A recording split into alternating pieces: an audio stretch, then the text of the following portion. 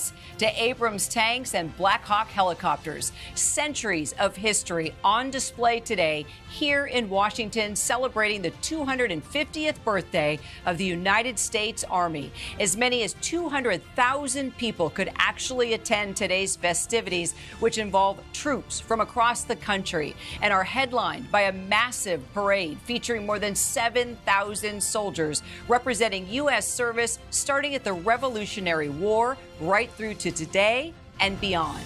Today's celebration also comes with a pretty steep price tag, costing an estimated $45 million from beginning to end. It also comes amid a backdrop of nationwide protests, which have swept up the military. The Army's National Guard and active Marines now on the streets of Los Angeles. President Trump vowing to restore law and order, while California's governor says democracy is under assault. Despite that tension, though, we will see plenty of pomp and circumstance in the largest celebration of U.S. Armed Forces in decades, a celebration we will bring you from start to finish. We have full team coverage. Here on set with me, contributor and former Marine Corps fighter pilot Steve Ganyard. Also, with all the Army history you could ever imagine, retired Brigadier General Ty Sedulli. He taught history at West Point for 20 years. But we start with ABC correspondent and, yes, Army Reserve Major Stephanie Ramos. She is right there along the parade route. Stephanie, I understand things are actually going to start early due to the weather. Give us a sit rep. You know the lingo, Kira. I have that sit rep for you. That's right. The parade will get started here in just a few moments because we are expecting a downpour of rain. But the crowds are still gathering here along the National Mall. We're just a few feet away from where the reviewing stand is, and that's where President Trump will watch the parade march down Constitution Avenue behind me. To celebrate the Army's anniversary, more than 6,000 soldiers from across the country dressed in historic and modern uniforms from every major conflict involving the U.S. military will march down the streets here in Washington, D.C. There will be tanks, aircraft, horses, mules, lots to see. This is a full-fledged parade, and this is the largest display of might since the end of the Gulf War in 1991. And the parade is also looking to the future. Those who have just recently enlisted and are re-enlisting will stop. They will turn in front of the reviewing stand, and the president himself will swear them in. Kira. All right, that is the correspondent, Stephanie Ramos. Now, I do want to take a bit of a turn. We have a unique situation with you, Stephanie. You also serve in the Army Reserves. Major Ramos, tell me what this celebration means to you as you reflect on your background and your career as a soldier. Well, it makes me think about why I serve in the Army and what made me join. And it brings me back to 9/11. When 9/11 happened, I was living in New York City, and I saw what that event did to this country. 3 hijacked planes flew terrorist suicide missions into the Pentagon, the World Trade Center, and that field in Shanksville, Pennsylvania. And I felt that pull to serve. I wanted to be part of a larger organization, no matter what role I could fill within the Army Reserve. And the Army had the best plan for me. I was able to start my TV journalism career and be a part of the Army as an officer simultaneously. And the mentality behind it was to defend. And that is the motto. That is the Army's motto in the Declaration. This will defend. Kira. And we will be, of course, talking about that all night. And as we wait for the arrival of the president, which we are told could happen at any moment now, things did get bumped up a bit because of weather. They want to make sure those golden nights can come raining down from the skies and deliver that American flag to the president. Let's get to the other side of the parade route, not far from that reviewing stand, and that's where we find our Capitol Hill correspondent, Jay O'Brien. Jay, what has it been like since you got there down on the street? Yeah, Kara, we've been talking to folks here in the crowd, and they are keenly aware of the fact that, of course, they are out here to celebrate the Army's 250th anniversary, but they are also, many of them, aware of the politics here. I've been talking to folks who say they are both here to celebrate the Army and they are here to celebrate President Trump. A number of folks here have told me that directly. A lot of MAGA hats out in the crowd. Remember, today is President Trump's 79th birthday. As we were walking in, our team heard some folks in the crowd just spontaneously break out into a happy birthday song for President Trump. So many folks here, many keenly aware that this is a parade that President Trump has wanted for quite some time. It was a goal of his dating back to his first term. And many here also keenly aware of that price tag you mentioned earlier, as much as $45 million. And the politics again, a new AP NORC poll out finding that 6 in 10 Americans believe that that might not be a good use of government funds, but also a majority of Americans saying that they support the idea of the Army having a 250th anniversary celebration like this.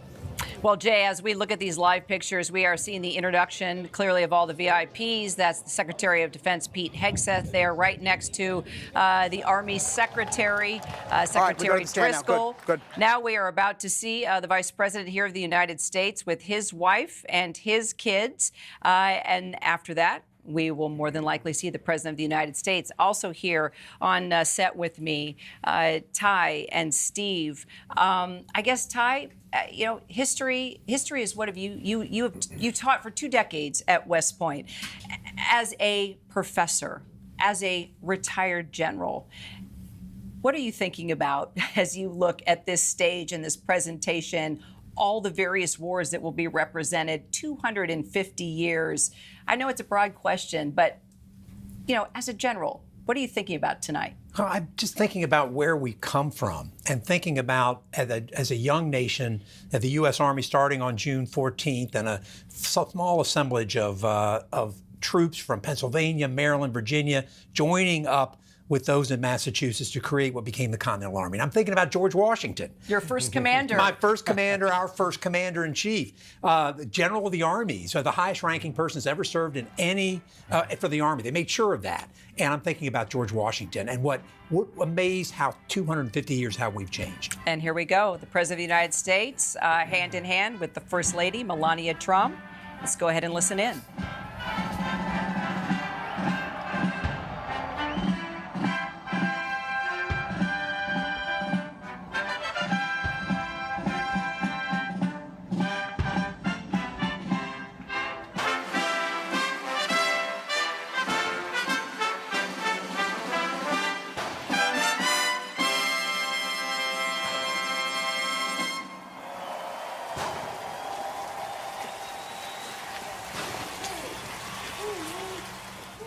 So as we are waiting, of course, for everything to officially begin, I believe we are about to witness a flyover clearly. Well, actually, no, here we go. We've got the, how many cannons does it look like? It's a 21-gun salute. Fantastic. And then we're expecting a flyover. Ladies and gentlemen, to honor America. Okay, let's go ahead and listen in. Rise for the singing of our national anthem.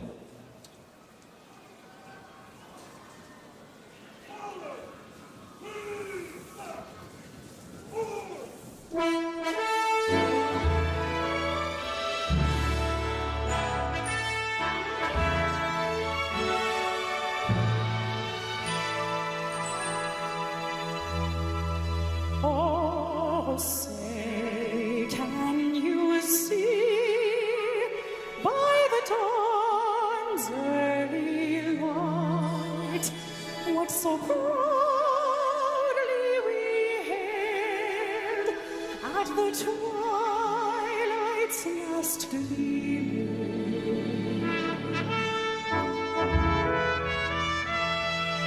whose broad stripes and bright stars through the perilous fight, where the ramparts we watched were so gallantly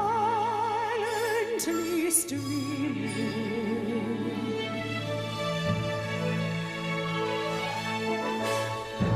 And the rockets riddling, the bombs bursting in air, gave proof through the night that our flag was still there. Oh, say, does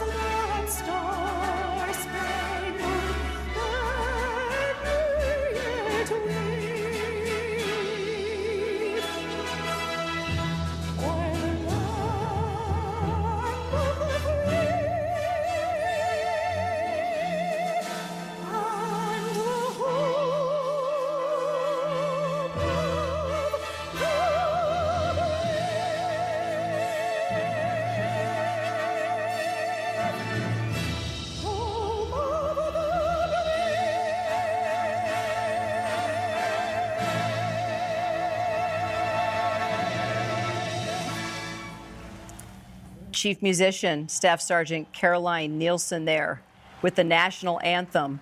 Now we're expecting a flyover with the Air Force's demonstration team, the Thunderbirds. And Steve, we were just talking about, why are we going to see the Thunderbirds, the Air Force demonstration team, at a 250-year celebration of the Army? Yeah, because the Army Air Corps was the predecessor to the United States Air Force, and so it's a little bit of a stretch. But everybody loves an airplane, so we'll see some airplanes. We may see, depending on the weather. The weather's not great tonight, so we'll see some of the flyers might get canceled. But depending on the weather, we may see some World War II aircraft, which were in fact Army Air Corps and not U.S. Air Force.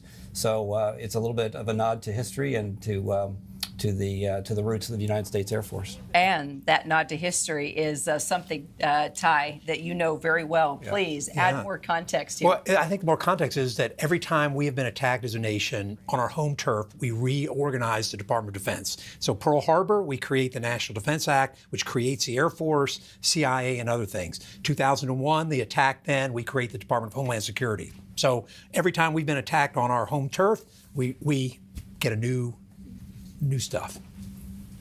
All right, it looks like the parade has officially begun. Jay O'Brien, we're going to take it down to you now on the route. Tell us what you're seeing.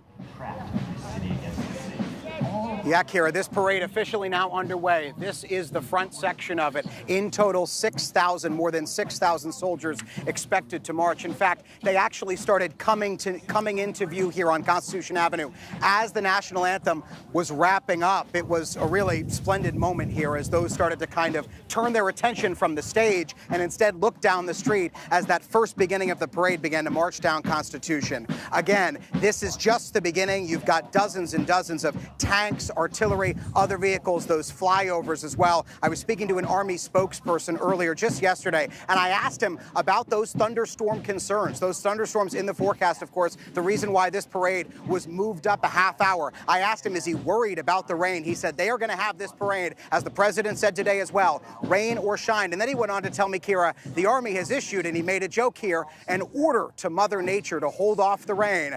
We'll see if she follows that order, Kira. And behind you, the U.S. Army Band, nicknamed Pershing's Own, created by General John Pershing.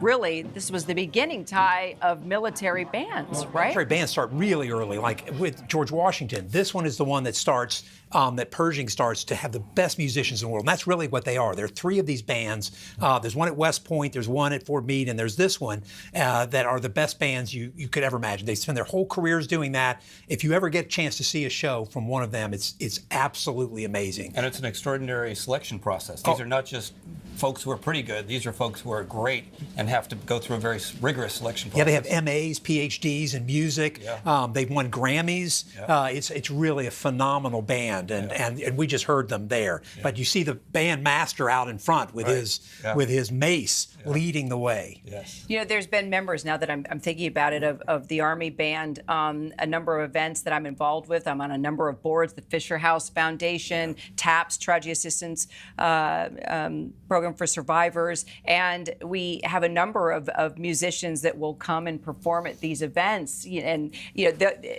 here's what I love too about the Army Band, that they will go through, of course, and do the medley. So everybody gets a chance at these events to stand up, to their fight song. And okay, here we go. So now following the Army Band, which makes perfect sense to kick everything off, we are witnessing representation of the Revolutionary War. And this is exactly where we will begin the first battle, right, in the Revolutionary War, Lexington and Concord, April of 1775, Ty? Right, well, so we have the Corps commanders here carrying the Army flag, and then now behind that we still see the band, the Army Band, with those flags. I think those battle flags are the ones that we could talk about later, but you can see here the Pershing's Own Band. And now there's George Washington. He's wearing his buff and blue, the blue coat he picks, which the Army still wears. You notice the band wearing the blue coat? That's because George Washington was a clothes horse. A lot of people don't know that about him. He loved that. And so there he is on the horse that he would have rode into combat, wearing his stylized hair. To get that kind of hair, you got to mix fat and flour to get a really crunchy braid. And now we are not, okay, the crunchy braids, and let's talk about the teeth. You know, it's actually a myth. Isn't it elephant husk? Everybody said his teeth were made of wood. You actually can go not far from here to Mount Vernon, visit his house, go into the museum, and see it, right? You can. It's not. It's a pretty remarkable. It is museum. remarkable that you can see that. Yeah, but they're actually human teeth. Are they really? Yeah. So it's real. So everything's wrong. No. It's a complete myth. It's a complete myth. But it is pretty incredible that as here we are in the nation's capital and watching really the beginning, the very first commander of the Army, George Washington, and not far from here, 30 minutes down the road, we can actually go and see his home in Mount Vernon. No. And we did see now, just a minute ago, was the Revolutionary War formation in the blue uniform, the white coveralls, and their white powdered wig that they were wearing, and the tricorn hat, which is the way when you retire from the Army, you get your flag in a triangle based on that tricorn hat from the American Revolution.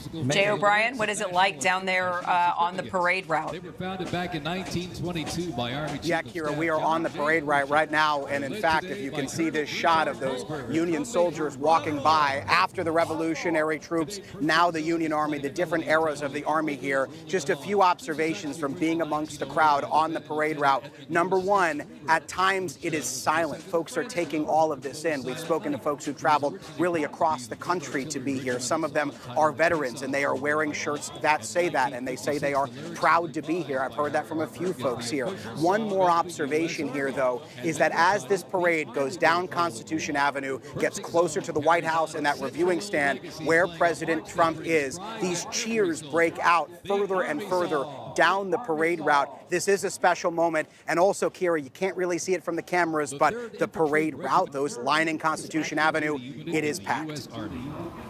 Command Sergeant Major Brett Johnson, I want to bring you into this conversation as you watch the parade here. Just the 3rd Infantry Regiment, clearly a special unit, also known as the Old Guard. Tell us more. Yeah, Kira, thanks for having me. This is an incredible time for our nation as we come here in our nation's capital to celebrate 250 years for our birthday.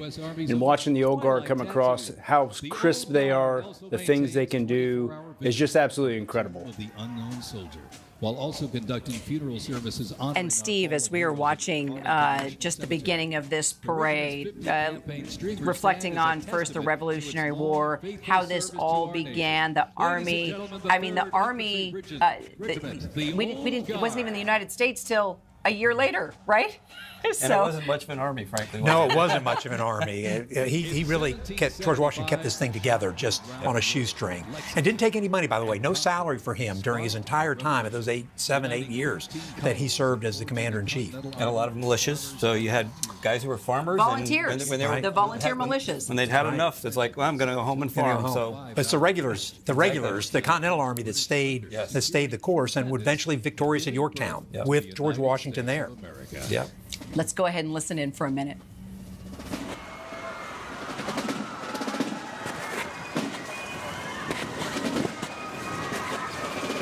Before radios and field phones, sound was the signal. In the Continental Army, fifes and drums carried commands across the chaos of battle, telling soldiers when to advance, when to retreat, eat, even when to rest. That legacy actually lives on today with the U.S. Army Fife and Drum Corps, part of the 3rd Infantry Regiment known as the Old Guard.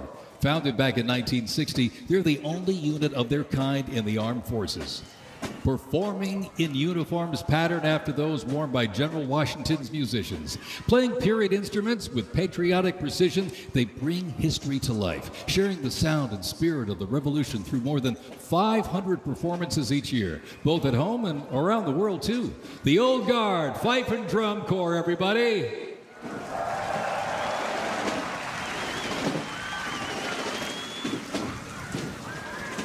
And now, from high above, ladies and gentlemen, celebrating 250 years, your United States Army parachute team, the Golden Knights. Descending at over 120 miles an hour, the Golden Knights are using flexible wing gliders to maintain their formation. They open their main canopy simultaneously and negotiate the softest possible landing. I'll tell you, they can't hear you, but they sure can see you. You can give them a great big wave, ladies and gentlemen. The Golden Knights, the finest parachuting team in the world. Okay, so Army or the Marines and Navy, Steve, that's you, have the Blue Angels. The Air Force has the Thunderbirds. Ty, you get to brag about the Golden Knights. Look, when it comes to helicopters and paratroopers, Army strong. Army strong is right. Army strong. You know, we don't quite bring them in like the Thunderbirds or the Blue Angels, but the Golden Knights are incredible. They're a little slower. They are. You can see them. sorry. That's right. You can see them better. I like that. And you're going to see them come in. You can see the trailings. They've got the smoke, so you can really see them. There'll be red, white, and blue smoke coming in, and I think they're carrying an American flag. Carrying the American flag. And they're supposed to deliver it once they touch. What would be the proper once they land? Isn't there a phrase for? Yeah. Isn't there I thought there was.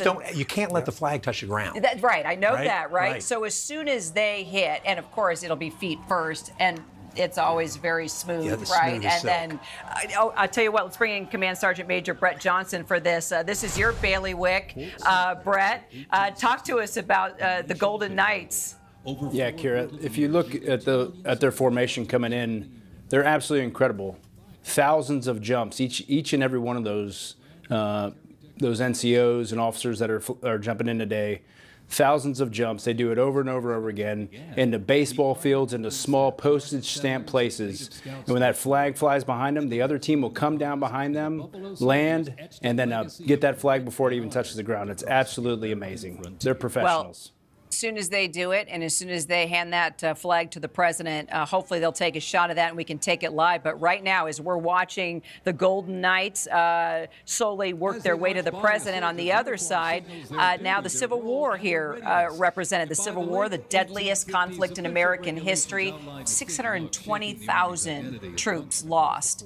5 future presidents served in the Civil War, right, Ty? That's right. And it's the finest hour of the United States Army, where we saved democracy, liberated 4 million men, women, and children from human bondage, destroyed slavery, and saved the United States of America. It's a proud moment for the U.S. Army, including 189,000 black soldiers, formerly enslaved people who served as well. Very important point to make. Also, I've had the honor of meeting a number of Medal of Honor recipients, something President Abraham Lincoln signed a bill creating, right, during this time period. That's right. 1862 is when it starts. And in fact, the medal, I think he's probably landing that's at the Maryland flag right now. All right, let's see how, let's see how we did. How many, Brett, how many jumped? How many members of the Golden Knights? I don't know exactly how many members are on the entire team, but the jumps for each individual, a minimum is 600 or 700 jumps before you even make it on the team. And here we go. The countless numbers they're doing is amazing. Well, and do you see, there we go, the flag in hand. The cameras can't even keep up with how fast this is going, guys. From the Civil War to the Golden Knights to the individual running that flag to the President of the United States. I hope everybody is following along with us because it's going faster than we can even keep up. It's sort of like wartime. Things happen fast, and sometimes you just can't keep up. You mentioned, though, more than 180,000 black soldiers serving in the U.S. Army during the Civil War. Ty, I think it's very important that we bring this up. Yeah, 54th Massachusetts, and the movie Glory, which is one of my favorites. Great movie. Those soldiers and the immigrants as well, German, Irish soldiers, really the reason we were victorious in that and saved the United States of America, saved democracy. So both the black soldiers and the immigrants, so important in that war. Arlington National Cemetery, established on the grounds of Robert E. Lee's home after the end of this war. Steve, you can't live in the nation's capital without going to Arlington Cemetery. I mean, it's hallowed ground. It's an incredible place to walk through and think about exactly what we're looking at here on this parade route. It is, and you see American history. You see those who gave their lives in defense of the country, and you can look up on the hill and see the Lee Mansion right up there as you come across the Memorial Bridge, and you see the Lee Mansion, and you see all of those Americans who've given their lives over the years. Ty, what it's like for you to just... Yeah, I think it's a couple of things. One, it does command the heights of Washington. If you don't control Arlington, you lose all of D.C. Phil Sheridan, the great Civil War commander, is buried right in Lee's front yard to say this is always going to be United States territory now. And so I think I always think about that. And the black soldiers who are buried there, segregated until 1948 when they integrated it. Interesting. And Brett, what about for you, your brothers, your sisters, as you walk through Arlington Cemetery? Yeah, thanks, Kira. It's the most solemn place that we could ever have. It's, I have friends buried there. Just the other day, I was walking with my son, who's actually going to be marching in the parade with the 3rd Ranger Battalion today. And his first time ever in our nation's capital. And here I am walking with him, talking to him about the importance of the United States of America, talking about our Constitution and what that means to us. And we went to go see those things together as father and son. And now that he's a young sergeant in the Army, I get to live through him still, and it's truly a special place. Yeah, we should point out that you were special operations when your son was born 4 days after the 9/11 attacks. You were being sent to Afghanistan to fight the Taliban, and now your son, an enlisted soldier, among the 7,000 soldiers marching in this parade. So he said to me the other night at dinner, Dad, people ask me why I joined the Army. What does it mean to me? And he said, there are so many folks that saved my dad's life, and I owe it to them to come in and serve my country. It's the first time he's ever said that to me, and he said it to me at dinner the other night in D.C. just before this parade. And you can imagine how I felt as a father, as a non-commissioned officer, as a soldier in our Army, how proud he is to serve his country every single day.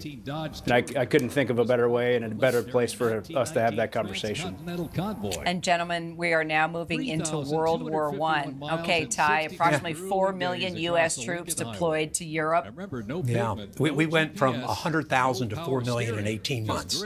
Army wasn't allowed to prepare going into World War I, so we really had to make it last. You can see that Dodge car. Right after the war, Eisenhower and a bunch of folks did the first cross-country trip on automobile. It really led to the interstate system later on. So you can see them waving from that car, but it starts the industrialization of war. It starts in World War I. But we start World War I, the French wearing red pants, and we end it with pretty much a combined arms team the way we fight today. So it was incredibly bloody war, but Americans came in and made the difference at the end of that war. And really made a huge leap forward in the kind of weapons and guns that we saw in this war, correct? Yeah. Thompson, am I right? Yeah, the Thompson submachine gun comes in at the end, the Springfield 1903. So we have automatic weapons and machine guns by the end of that war, really presage, and tanks as well, which we should see a Renault tank coming through here anytime now.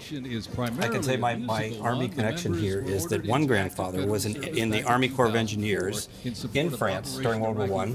I have a cigarette case. And the other grandfather, to Ty's point about how we ramped up so quickly, left the Army after 2 years as a regimental sergeant major. So our sergeant major, if it took 10 years or 2 years to make regimental sergeant major, you can see how quickly the ranks filled up in that time. So. Let's go ahead and listen in for a few minutes. Over There, written in 1917 by Broadway composer and recipient of the Congressional Gold Medal, George M. Cohan. Representing the World War I era is the 82nd Airborne Division, based out of Fort Bragg, North Carolina. You'll notice the unit is wearing replica World War I uniforms signifying the soldiers who served our nation during this time.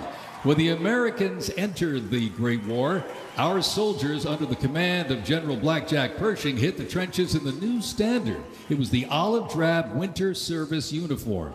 Now on their heads you'll see a steel helmet with sand-textured paint built to deflect deadly shrapnel from above.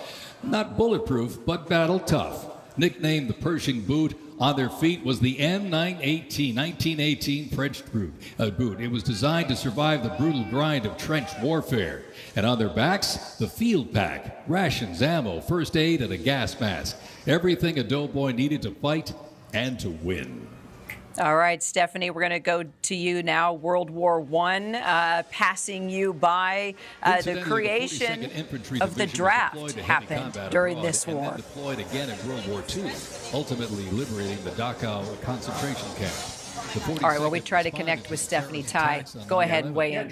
So we're now figuring out how to do the draft, and that counts to local boards. Tried the draft in the Civil War, didn't work.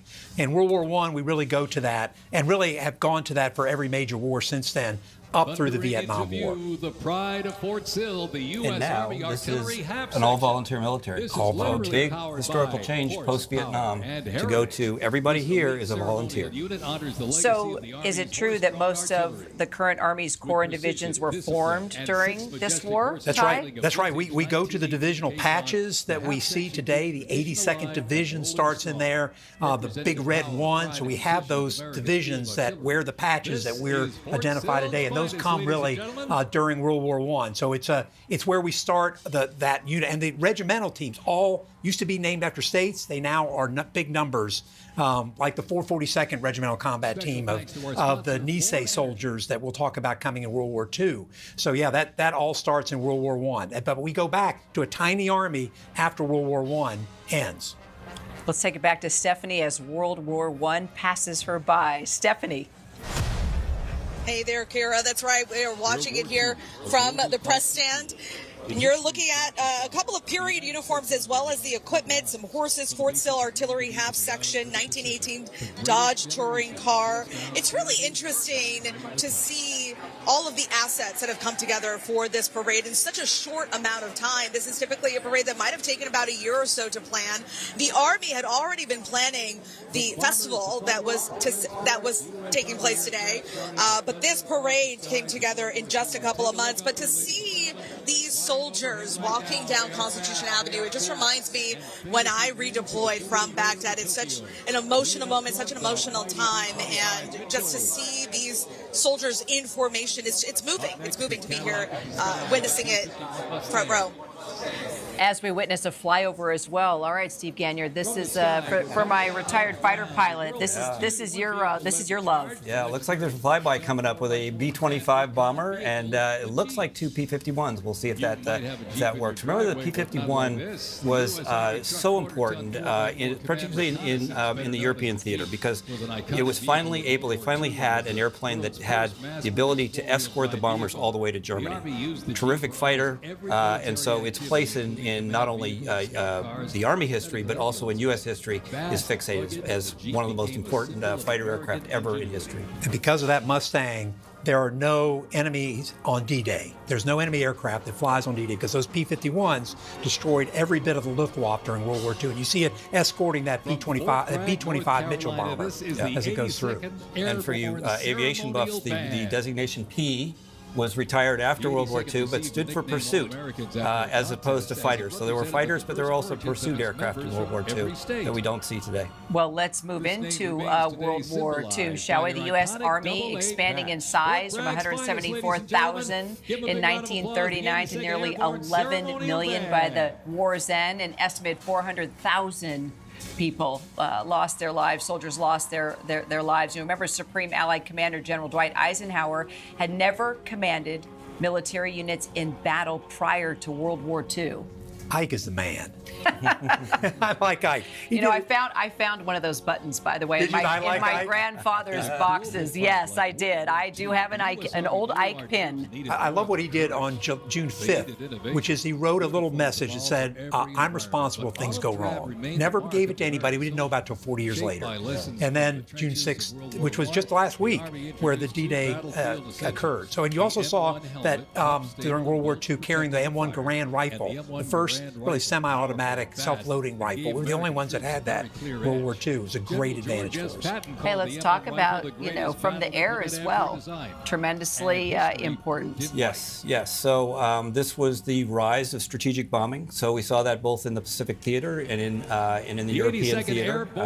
We can debate whether that was successful, but it was certainly part of the war, and it was conducted with Army Air Corps aircraft. And the evolution of the bomber throughout the war, we had some very weak bombers. That interwar period was a time when we didn't see the sort of technological transition that we saw later in the war. So very quickly we were able to build and design bomber aircraft that were able to go long ranges, because obviously in the Pacific, whereas we were fighting our way into Europe, it required long-range aircraft. And so the bomber was certainly something that was a part of this, and the fighters, as they evolved. Early on in the war, the fighters that were used were terrible, frankly. They were losing the Japanese, they were losing to the Germans quite frequently. By the end of the war, as Ty said, we had developed the kinds of fighters that no other country could match. So it took time, but the industrial strength of the United States eventually built the kind of army, the kind of air corps that we needed to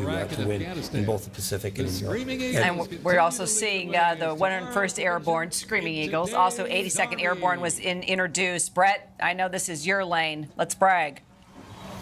Yeah, the 101st is such a phenomenal organization.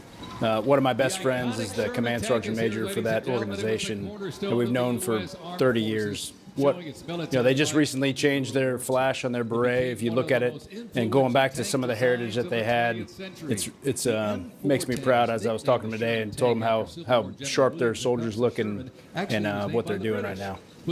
And the tanks roll in, Ty. Sherman M4 tank. We made 50,000 of those, not just for us, but for our allies as well.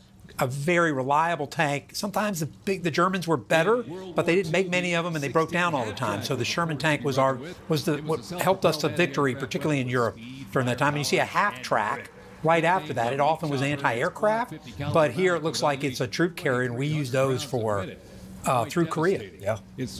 I know there was, and I don't know if we've got Ann Flaherty with us, our Pentagon reporter, but there was a lot of talk, of course, about these tanks and beating up the D.C. roads. So what do you think? Are we going to be okay? This is just the beginning. Well, Kara, this was a big concern when they first started talking about this because, of course, the city of D.C. said you can't roll a bunch of tanks across the city bridges, across the city streets. The Army pulled together a team of engineers and said, let's try to figure this out. I'm told that they now believe that the cost will be zero. They don't think it will cause any damage to the city streets. And that's because they've gotten brand new treads that they're putting on the tracks, that they're putting on all the wheels of these vehicles. The Army says it's going to create this kind of physical barrier between the wheels and the treads and the street. They're also putting steel plates down on the city streets where they think it could cause damage. For example, when a tank is turning, it has to turn really tight. The engineers looked at that and said, okay, let's put some steel plates down, and we believe that the cost of that will be zero. So we'll see what happens at the end of this. As we've mentioned, we still don't know a total cost of this parade. We only know that it costs about up to $45 million to bring all these troops and these vehicles into the city to do this parade. We still don't know the cost of security. We still don't know the cost for the National Park Service. So that is all to be determined. We should point out, guys, I covered the last Trump administration, White House correspondent, and how can we forget when he went to France and the big Bastille Day parade, and he said, oh, I got to have one of these parades, and it's going to be even bigger. Well, what do we think, Ty? Well, I just saw the World War II stuff, the Deuce and a Half, the one that used in the Red Ball Express, and that was famed. That supported the going into Europe. It was amazing, and 75% of those soldiers were black soldiers that did the Red Ball Express, did the logistic support across Europe. So it looks like now we are starting to move into the Korean War. U.S. troops were there 1950 to 1953, about 6 million troops serving there. We lost 36,000 of our soldiers. That war forcing the U.S. Army to end its practice of racially segregating black and Puerto Rican soldiers, Ty, right? Yeah, by the end of the war it was, and it was basically had to do it because it turns out that segregation is not only bad personnel policy, the units don't do very well either. And that war saw that the forces in Korea go up and down several times, yo-yo up and down for the first 6 months of the war until by the end, the last 2 years of the war, really almost a trench warfare for the last 2 years of the war. All right, let's have some fun. The hit show MASH. It was set at a military hospital during this war. Who can forget Hawkeye Pierce, a.k.a. Alan Alda, who also served in the Army National Guard? And it was just a couple weeks ago we lost Loretta Swift, a.k.a. Margaret Houlihan. Who didn't watch MASH? Come on, our family did. I did. Every week. Every week. Favorite character?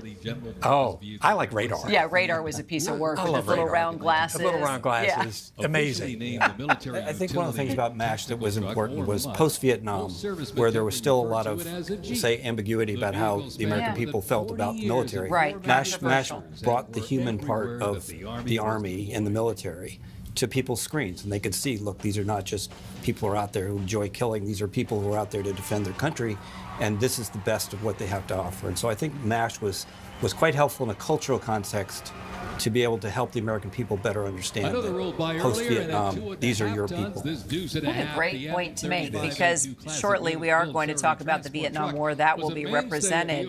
But of course, you know, I'm almost 60, so when I was watching MASH, you know, that's not, I looked at it as I was learning about the military, but also it was funny. And my parents later in life told me why they identified with it and how they thought it impacted. They were professors, so you can imagine there was a lot of talk about, you know, what was happening at that time and the war. So it's interesting how television and these programs, you know, as we look back, what they were trying to do culturally, from diversity to the wars. Yeah, it was set in Korea about Vietnam, in a way. Yes. It really was. So, and it was, there was a lot of anti-war message that was in there as well. No, it's a. And you know, with those ideas of how we, I don't know who said it once, but the person that screens a history makes a history. So the way we see movies and TV is often how we view war and how we view history. And we say in fighter aviation, we say first guy to the blackboard wins. Yeah. In history, we say the first person to write wins. Well, and now as we're seeing the helicopters, and we'll try and figure out which helicopters they are. But Brett, this is, I mean, these helicopters redefine the Vietnam War. I remember interviewing a lot of helicopter pilots. They're the ones bringing special forces, special operations into that fight, Brett. Yeah, I was actually just looking at the UH-1 when I was a young Ranger in the 1st Ranger Battalion. Got to do some jumping out of those helicopters right there. And you know, you're sitting there thinking here, looking at these helicopters. You know, there's nothing better than getting off a helicopter with 30 of your best friends in the middle of the night in some country to go do bad things to bad people. And you know, our helicopters are just phenomenal pieces of machinery that deliver us to a target pretty fast. I remember one helicopter pilot that I was working on a video for Tailhook back in the day, and but there were a number of helicopter pilots there from different branches of the military, and I remember one of the Army helicopter pilots, Brett, saying to me that the doors were wide open. There were guys hanging off the skids, and he as a pilot could hear, and you know, the bullets, you know, coming through, you know, the doors, and he just thought, oh man, if I go out now, this is going to be one hell of a ride. But Brett, you know, put into perspective, not only those that were, you know, jumping out of those helicopters, you know, firing out of those helicopters, but those pilots, what they had to deal with at that time. Yeah, the greatest pilots on the face of the planet and the greatest Army on the face of the planet. The precision that they provide for soldiers to get to the target is unmatched. And I remember sitting on a pod and sitting on the side of the helicopter. The only thing that's strapped in is a safety tether inside the helicopter. My feet are hanging out, and it's the middle of the night. Could have been 10 degrees or 30 degrees or 100 degrees. Night vision down, going into the target. And them putting us there with precision every time. It's what America expects of our soldiers, of the pilots, of everything that goes into the precision that we provide. It's just incredible. I think one of the things that's about the Huey is that the sound, the whop whop whop of the You know Huey, when it's a Huey. that defines, you know when it's a Black Hawk, that defines a generation. So the new generation hears a Black Hawk and the 4 blades, much quieter, different sound, but that whop whop whop. And it's because the Huey's blades, they only had 2 of them, very heavy, very wide, and the tips were closer to being supersonic. So the sound that you hear is because it had only 2 blades. So there are Hueys out there, the Marine Corps is still flying the version of Hueys, has 4 blades, much quieter, but for those of us of a certain age, particularly for those who served in Vietnam, you hear a Huey, and I guarantee you every veteran's going to look up at the sky because they hear that sound. And then the veterans of current wars, they'll hear a Black Hawk, and they go, I know what that is. So 2 helicopters defining 2 different periods. Did you notice how our Marine fighter pilot had to bring in supersonic? He had to get it in there, didn't he? Well played, sir. Yeah, absolutely. Look, Vietnam was a controversial war too, Ty. Yeah. And a lot of those guys were coming home, and it really wasn't fair the way they were treated. They were given an assignment and they had to execute, and it's heartbreaking to think about how they were treated, many of them, when they came home. Yeah, I agree. I mean, we went into Vietnam the first time, maybe ever, that we went into a war completely prepared with the greatest army ever, and came out of that war with a broken army riven by race and drugs. And it took a long time, which we'll talk about how we recovered from that. The one thing I do think we should talk about, though, with that is how we treat our veterans. I don't think there's another nation in the world that treats its veterans better, correct me if I'm wrong, than we do. Yeah. And I think that really started with years later of trying to take care of that Vietnam veteran. I get my care through the VA. I can't tell you, it's a great organization that supports our veterans because the American people support our veterans. Yeah.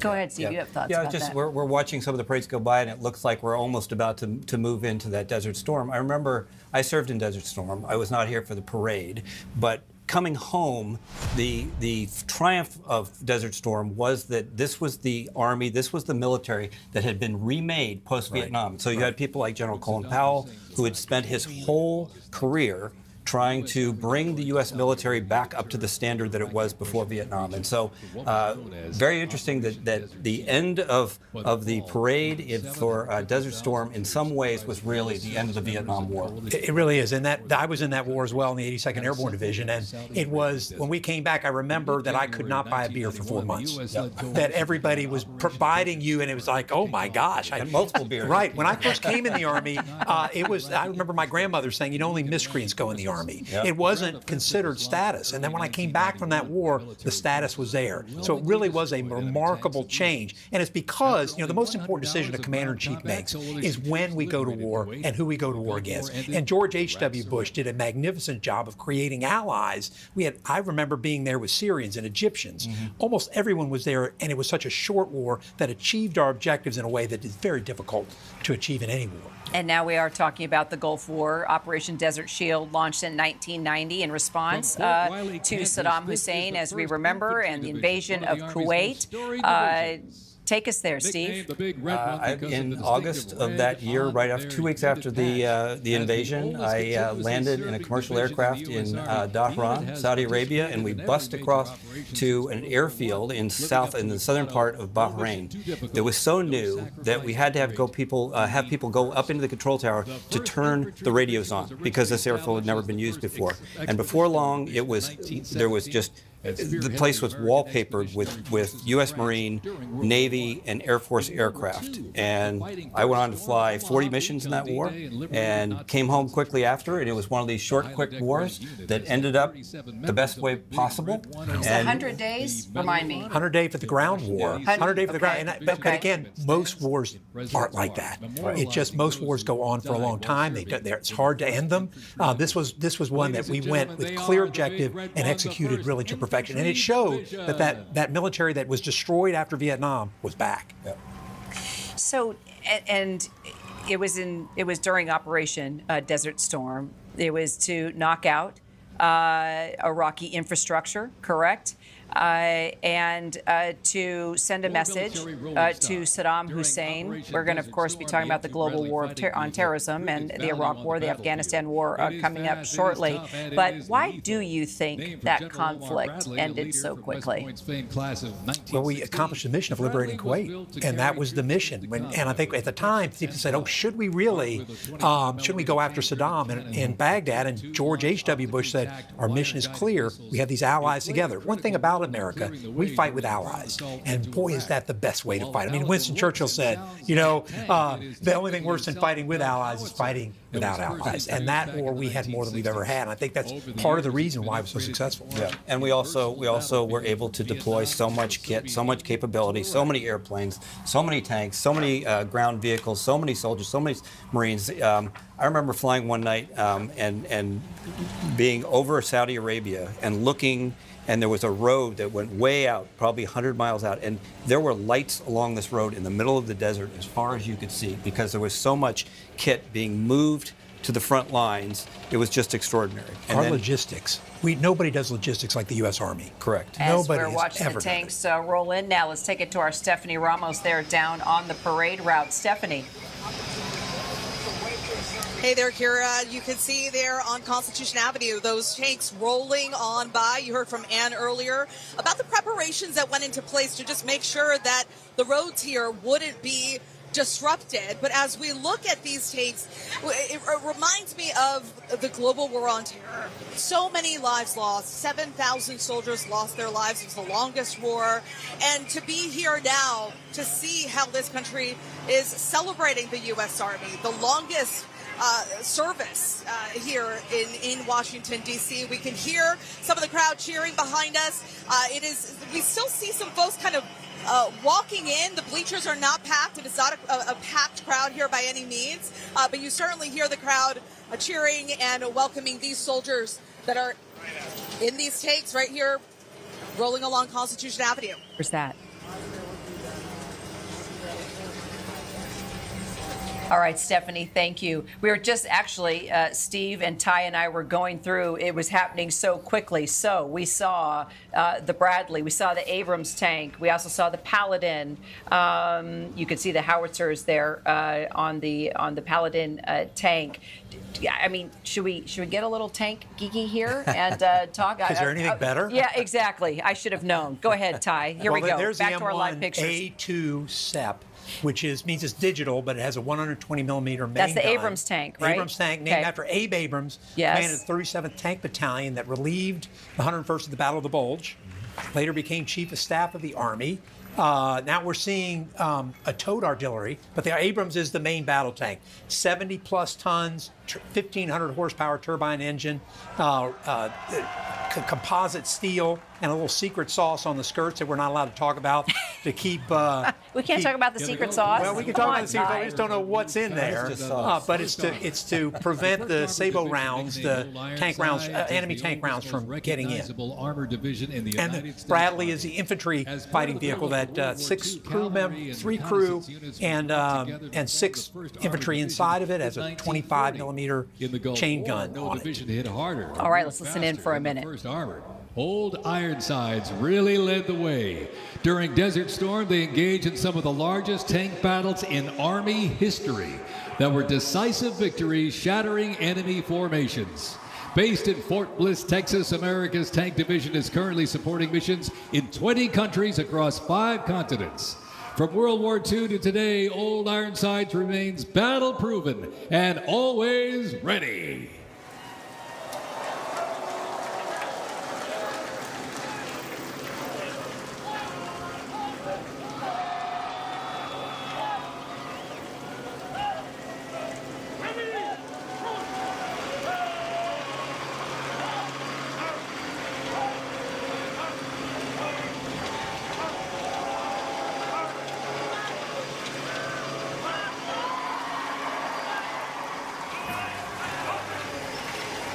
So, it was just last week, guys, the president was at Fort Bragg motivating the troops there. We, of course, seen a number of our Army soldiers represented from Fort Bragg.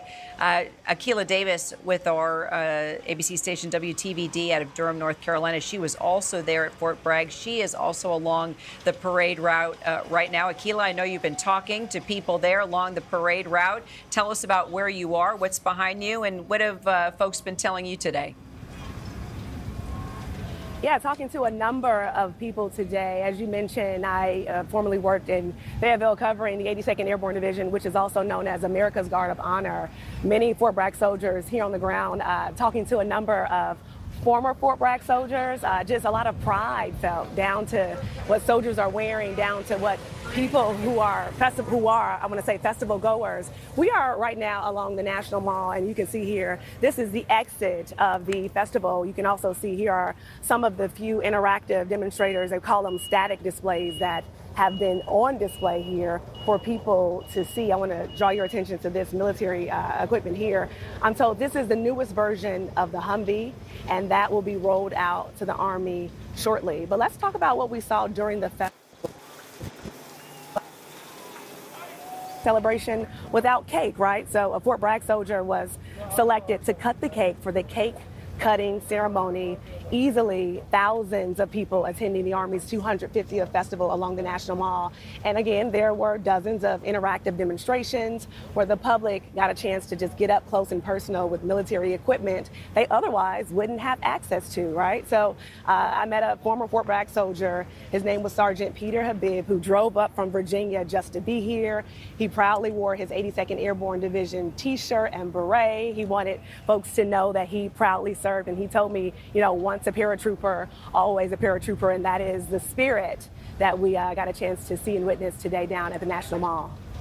Akila, thank you so much. We're continuing to watch the Gulf War represented here.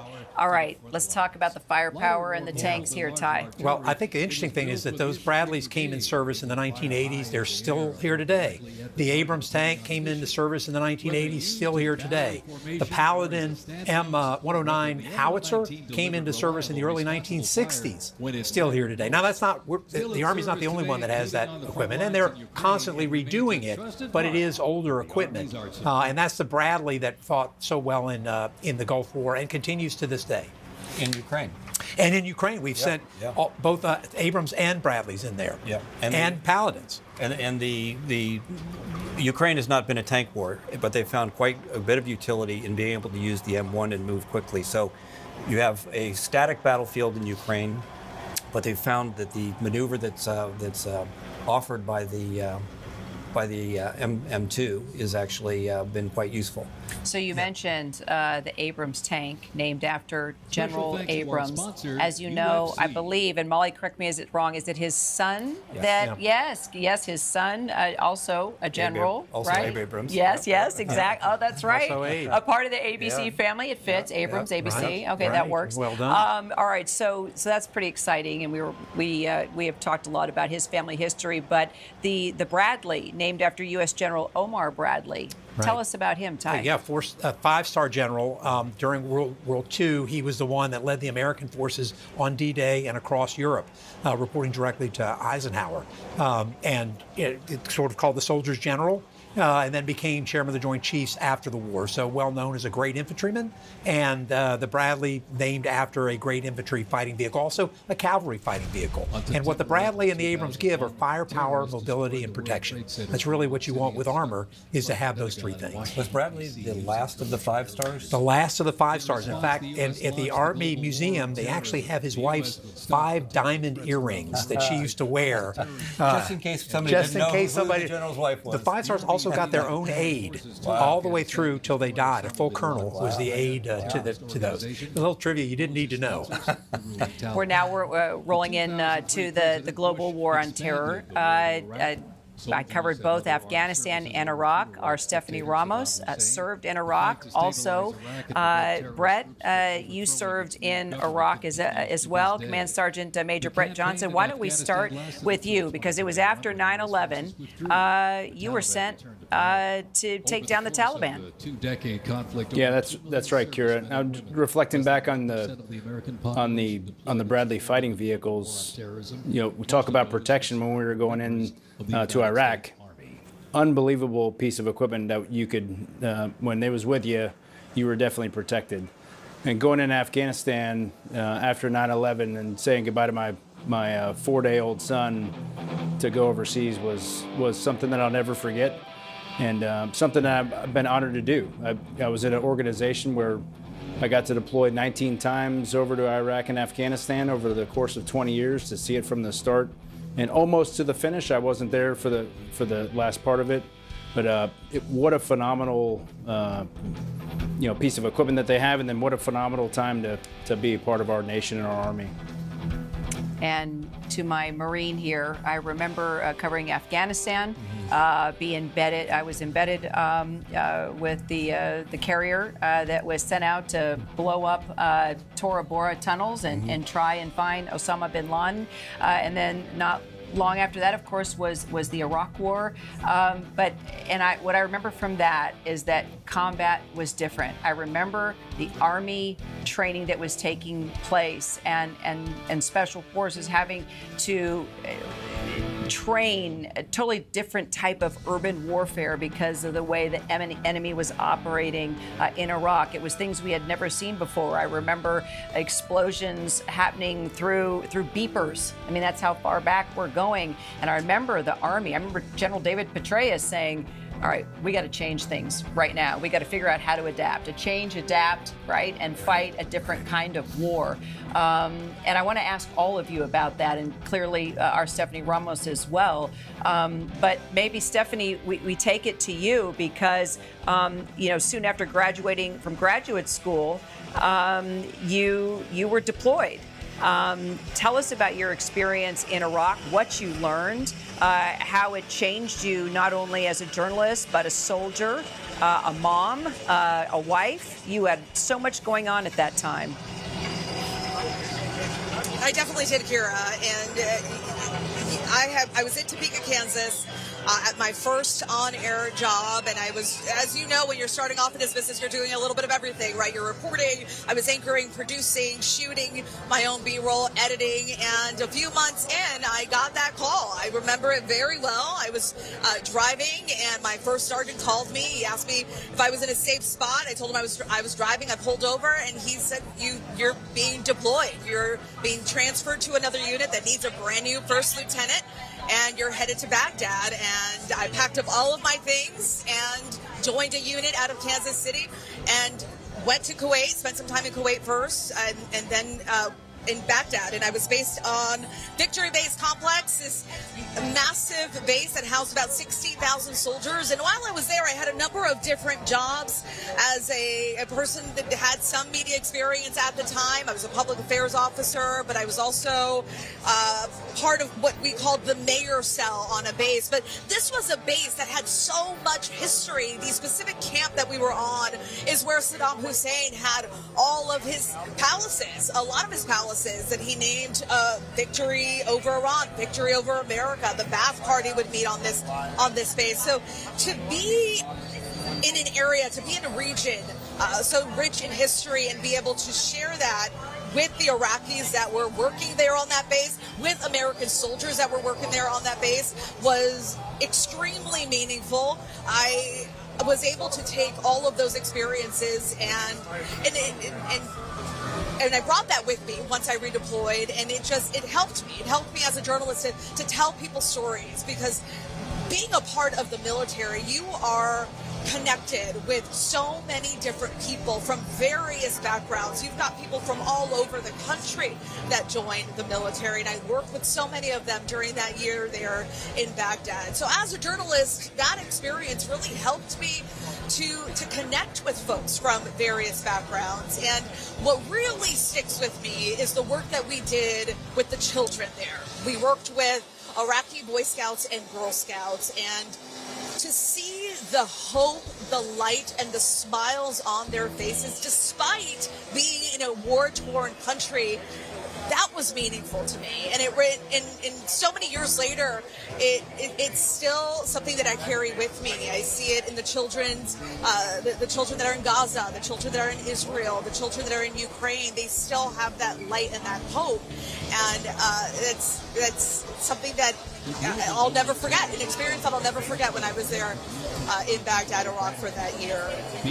Amazing that you bring that up, Stephanie, as you were there as serving the Army. I actually was there as a journalist and did a story on the Iraqi scouts. I didn't even know this about Stephanie. So, Stephanie, we are going to definitely have to share pictures and experiences. And I do remember that. I remember the Iraqis just trying to move on with life as normal as possible. I remember doing stories on the School for the Deaf because my mom was a teacher in deaf education. I remember going to the School for the Blind and thinking all of these folks, from scouts to these children going to school to just the shop owners trying to keep life going in the midst of this war with these terrorists that wouldn't stop and use this warfare that so many members of our military were not used to, and we had to adapt. And Brett, I'll take it to you. As a Ranger working within Special Operations, you served as the Command Sergeant Major of the 75th Ranger Regiment. Tell us about your time and how the global war on terrorism impacted you as a soldier. Thanks, Kira. You think about the evolution of our Army and then of the 20 years of the global war on terrorism and how fast we adapted to change then and how we're adapting to change now. I see the strikers coming across the screen. How fast did our nation produce those strikers to get after the IED threat overseas? Those strikers that are coming across the screen right now saved countless lives overseas in Iraq and Afghanistan. And it just shows the will and the might of the American people and the American soldier and how fast we can adapt to change. You see the Green Berets coming across the stand right now, and there's second in from the left. There's my son, Sergeant Johnson, right there on the screen. How amazing is that on our 250th birthday? Sitting here looking at the screen and seeing your son walk in front of the President of the United States on our nation's birthday. It's absolutely unbelievable. Brett, you just saw your son. Did you have any idea? Okay, all right. Yeah, which one? I wish you could point. If you look at the front screen, okay, second from the right. So second from the right. Yeah, absolutely. That's a handsome young man, Brett. Yeah, he's much taller than me. Go ahead, brag about him. Brag about his unit, please. He's currently serving in the 75th Ranger Regiment as a young team leader. He calls me all the time, talks about, as he went through Jump Master School, as he went through Ranger School, as he went overseas for his first time. Most of those guys walking there, I know right now, that's Sergeant Kwan with the glasses on. He ran our Ranger program, our pre-Ranger program to go to Ranger School. Just a phenomenal organization. Same thing with the Green Berets here with the United States Special Operations Command. Long time that they go through their training. Same with the Ranger Regiment and how they prepare every single day to take on whatever the nation throws at them. And there's young Sergeant Johnson. He's going to hate me for that. And that's okay. Was such a great kid. And, there you go, Brett. That's just for you. We grabbed the shot. We froze it just for you. Can you see your son? I absolutely can. Absolutely can. His mother will be proud. His brother's a police officer in the state of Alabama. Just had their first kid. I know my wife's at home thinking, she's a proud mom. That's pretty amazing. General Keith Kellogg, U.S. Army, now the President's Special Envoy to Ukraine. We were talking about what this day means to him, Brett, and he met his wife in the military. She became a paratrooper. Their daughter Megan became a paratrooper. Both of his sons serving in the Army. There is something special about sharing military legacy, isn't there? Service in general. My wife's a nurse. Our entire family is service. We absolutely love it. We love our country. And fun fact, Senator Ernst. She served. She was. I think she was married in Savannah, Georgia, a long time ago. And I met my wife in Savannah, Georgia. My kids were born in Savannah, Georgia, where I served in the 1st Ranger Battalion. Then shortly, here's my division. So I am currently the 10th Mountain Division Command Sergeant Major, along with General Scott Nauman. And here's a small fraction of my division that I currently serve in. And as we talk about just your division, your service, your son the camaraderie.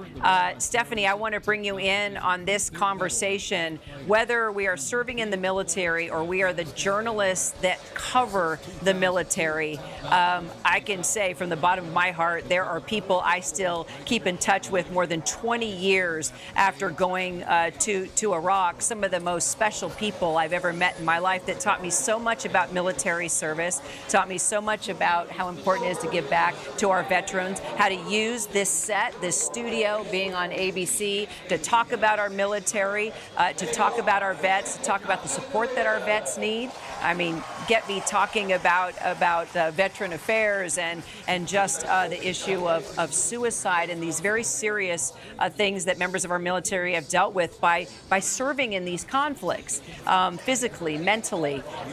Brett, I think it's important that we talk about the sisterhood, the brotherhood, and how far we've come and how diverse our military is and what it means. You're all one when you're out there on the front lines. Yeah, it's pretty incredible you have a bond that is totally different than anybody else. I've known the 101st Division Command Sergeant Major for almost 30 years. Same thing with the 25th Infantry Division CSM. Same thing with the 82nd Airborne. We all have this bond that we've shared these same experiences, gone through the same hardships over and over again, and there's just this bond and trust that like you can't win overnight. Ty, truly, it takes a family to serve the nation. It does take a family That's to serve. your quote. It is, because I think Sergeant Major's been saying that, but behind every one of those soldiers is a family. There's a spouse, their children that have to sacrifice when their soldier goes to war. And I think that with everyone that we're looking at here, there's a family that's there supporting them, and it does take a family to serve the nation. I think I want to recognize the family members of all those soldiers, of all the U.S. Army and our military who have served the nation just as much as those in uniform. Steve, please. Great Yes, point. Yeah, yes, add to that, please. Yeah, and oftentimes people don't understand the toll it takes on families. So sometimes you have some of these young folks that are 19, 20 years old. They have new babies, new wives, and they pack up and say, see ya, I'm gone for 6 months. So the pressure it puts on families and the kinds of fortitude that it takes to keep these families together over long periods where you're maybe out of touch with your loved ones, you know that they're in danger. It's a heavy burden to bear. And so what Ty is talking about is not just, let's give a hand to the families, but understanding the price that these families pay when we're at war, but also when we deploy normally and you're gone for months and years over the course of a career. And how about a shout out, Ty? And I should say general. I've been calling you Ty all night, but I need to reiterate the fact that you are a retired general. That these young kids that come, whether it's the Navy or the Marines, whether we're talking about the Army. I remember this covering the war. So many of these young men and women are kids. They are teenagers. And you witness these teenagers being thrown into conflict. I mean, they had to grow up fast. They remember, we join when they're 17, if with parents' signature, 18 if not. Right. And the Army brings in 10,000 people a month. 10,000 a month that we have to train and then deploy. So right now there's Army that goes on 9-month rotation deployments to South Korea, to Kuwait, to Eastern Europe. So the Army is doing its mission of deterrence, which is one of its biggest missions, is to deter war. That's the best you can do. But then those people at home, when they're gone 9 months, it is really, really hard on them. And I'm just glad that we can both think about what it meant to our families, and for journalists as well, because when you're gone, it's hard as well. But it does. I go back to the same thing. The entire family needs to buy in to just have one person serve a career. Another point to make here is the Army's had a tough time in the past couple of years in making its recruitment goals. It has now this year made its recruitment goals. It's ahead of schedule. That's a good thing because, again, this is America's Army and they're all volunteers. So we need the best we can get. If you think about what the military has to recruit to, only 30% of young adults are eligible to come into the military. you can't be overweight, you can't have felony charges in your background, you have to be in decent shape. They're looking for high aptitude, not just anybody can come in. So it's really tough because now you have to say, not only are you a small group that we're trying to get to come into the military, but you have to incentivize them. So the Congress and the American government has gone to great lengths to do good things, like bringing back the GI Bill and bringing back all sorts of things. We put extraordinary amounts of money into Veterans Affairs, as you know, Kira, where we're going to take care of the people that are wounded. I've dealt with other countries before, and they go, we're just in awe of how you take care of your veterans. Like, we'll take care of our people while they're on active duty, but once they're retired, if they're broken, they have got physical problems, which inevitably occur during a career, they just don't get the treatment. So again, the Congress, the executive branch continues to support the people because nothing matters more than the people. We can have all the gadgets in the world, but without the best, we're not going anywhere. The Army reflects the American people. It's got the greatest connection to the American people because there's so many that serve in the military, in the Army. It has the National Guard as well, which means it's in every town in America.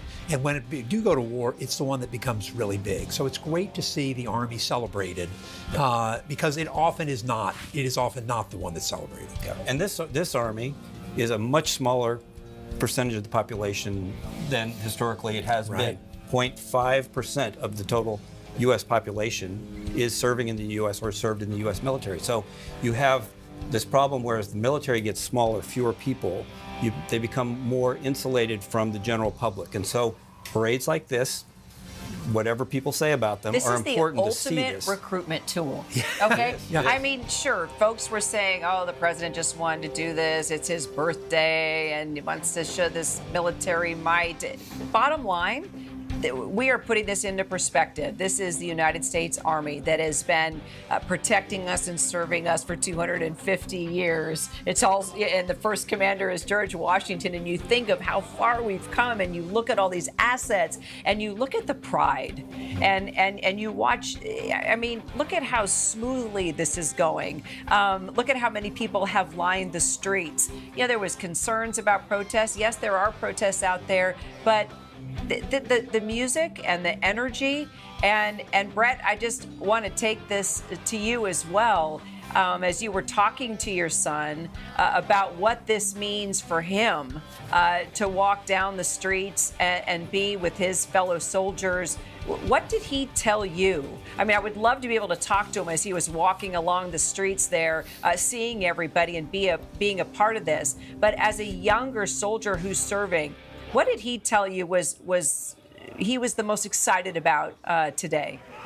Yeah, Kira, he calls me and told me he was coming to our nation's capital for this, and I said, that's phenomenal news because I'll meet you there.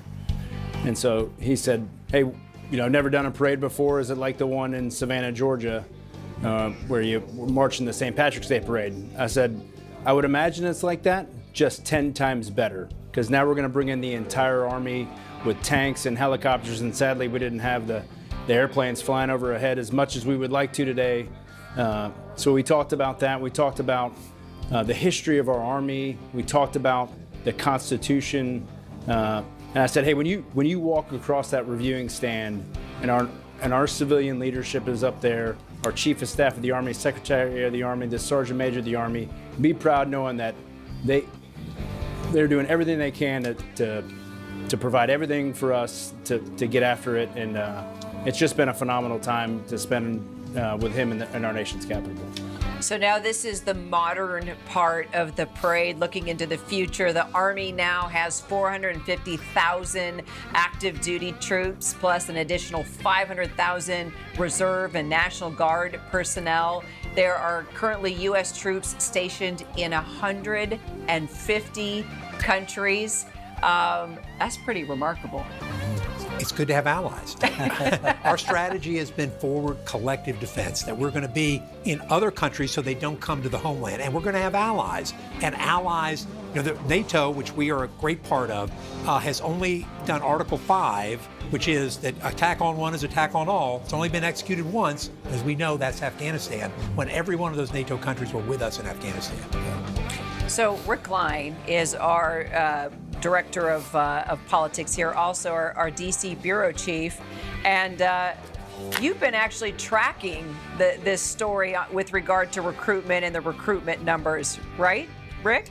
Yeah, Kira. We've seen the administration taking credit for an uptick in the pace of recruitment, whether that's purely because of Donald Trump or it's because other standards have changed is another story. But, I talked to a senior Army official this week about the price tag of this parade, because as we've been talking throughout this evening, some eye-popping figures, $45 million is the number we've heard. It could be a lot higher when you factor in security and any potential damages. But this official made the point to me that the Army spends $1 billion plus on marketing and promotion every year. The lion's share of that is about recruitment. And the hope from this official and from others involved with the Army that I've talked to is that this serves as a giant advertisement for the Army, a feel-good story for people to be able to tell. And they're very proud of the fact that this reflects a cross-section of the nation. You have people from all different communities who are part of this parade today, obviously regiments from around the country, but also people who are from every community, because that's been an issue as well, is that as we've been talking to this evening about the Army representing the nation, the fact that we're an all-volunteer force has had an impact on the kinds of people who choose, because it is a choice, to make the Army, to make the armed services, to make service in general part of their lives. And a celebration like this would not have happened at this scale if not for Donald Trump. That is clear. But the Army was planning a 250th anniversary celebration of some sort, and the hope always was that it would celebrate what the Army has been and what it can be in the future, even if you take out the politics from tonight's festivities. Got it. And do you want to head there now, Molly? Okay. So, Rick, as we were chatting, I was getting word as we continue to follow this parade and talking about our troops, 250 years of celebrating the U.S. Army. We were also talking about the Army National Guard. As you know, they've been on the streets of Los Angeles after those protests that took place during Trump's immigration raids, and protests have been popping up across the United States. I'm told that things have been picking up on the streets of Los Angeles. Want to get straight to our Matt Gutman, who is there. Matt. Kira, for about 5 or 6 hours, I hear you, Kira, this morning. It was absolutely peaceful, and protesters took up positions around the city. The LAPD was very hands-off. They let a rally happen. It was about 20,000 people. Then people marched around the city. The LAPD let them do it. And about 2 hours ago, or a little bit more, they started to congregate outside the federal building, which is that building over there to my left, your right. About 20 minutes ago, police on horses with batons just started to clear the crowd. I did not hear an unlawful assembly order, but apparently one was called, and with incredible swiftness and some violence, they cleared this crowd. We saw them trample some protesters. We saw them using the batons. And the reason I'm wearing the mask is because they also used tear gas to disperse this crowd. People ran pretty quickly.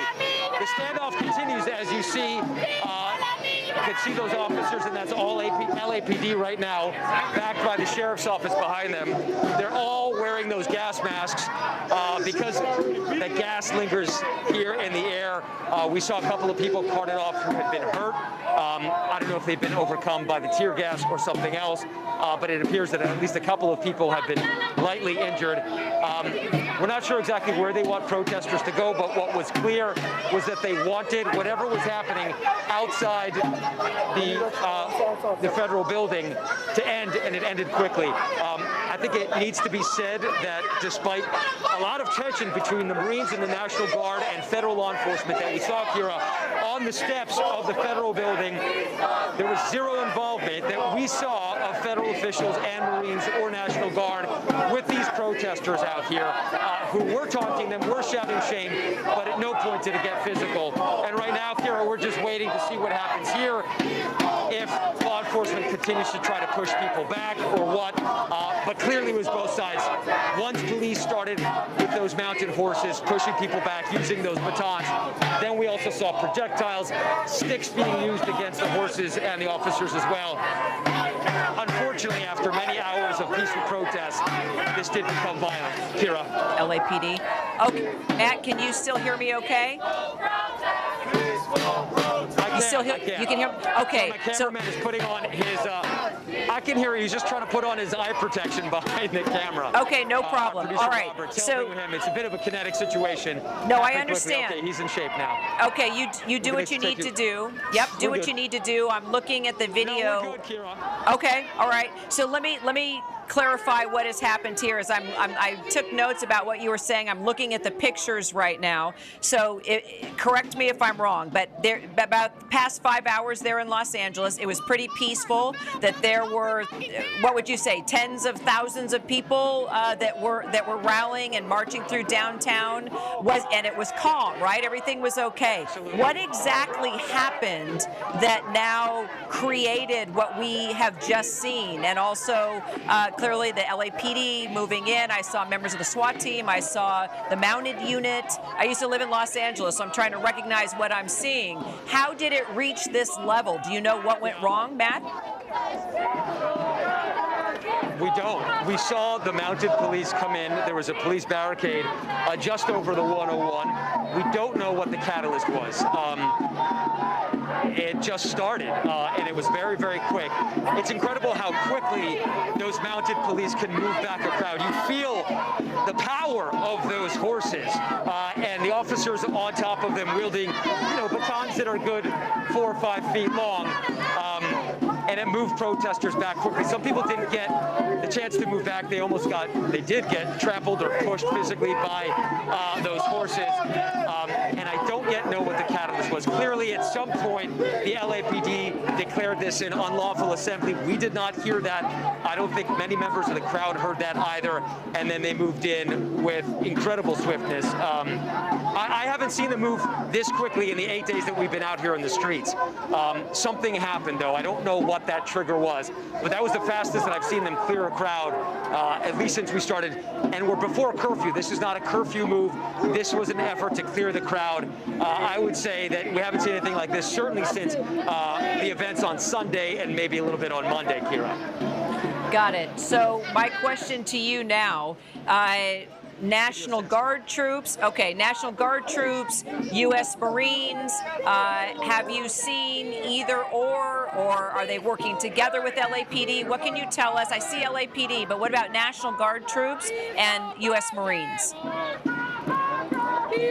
So we've been told specifically by LAPD's chief, Jim McDonald, that they are not coordinating with the National Guard, the Marines, or federal law enforcement. And so what you're seeing right now are just, there's a man in a red shirt who just came in front.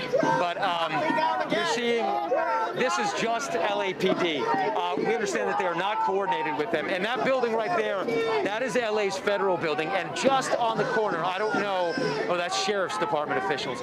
But on the balcony, you might be able to see some Marines or National Guard. I can't make out from this distance what they are.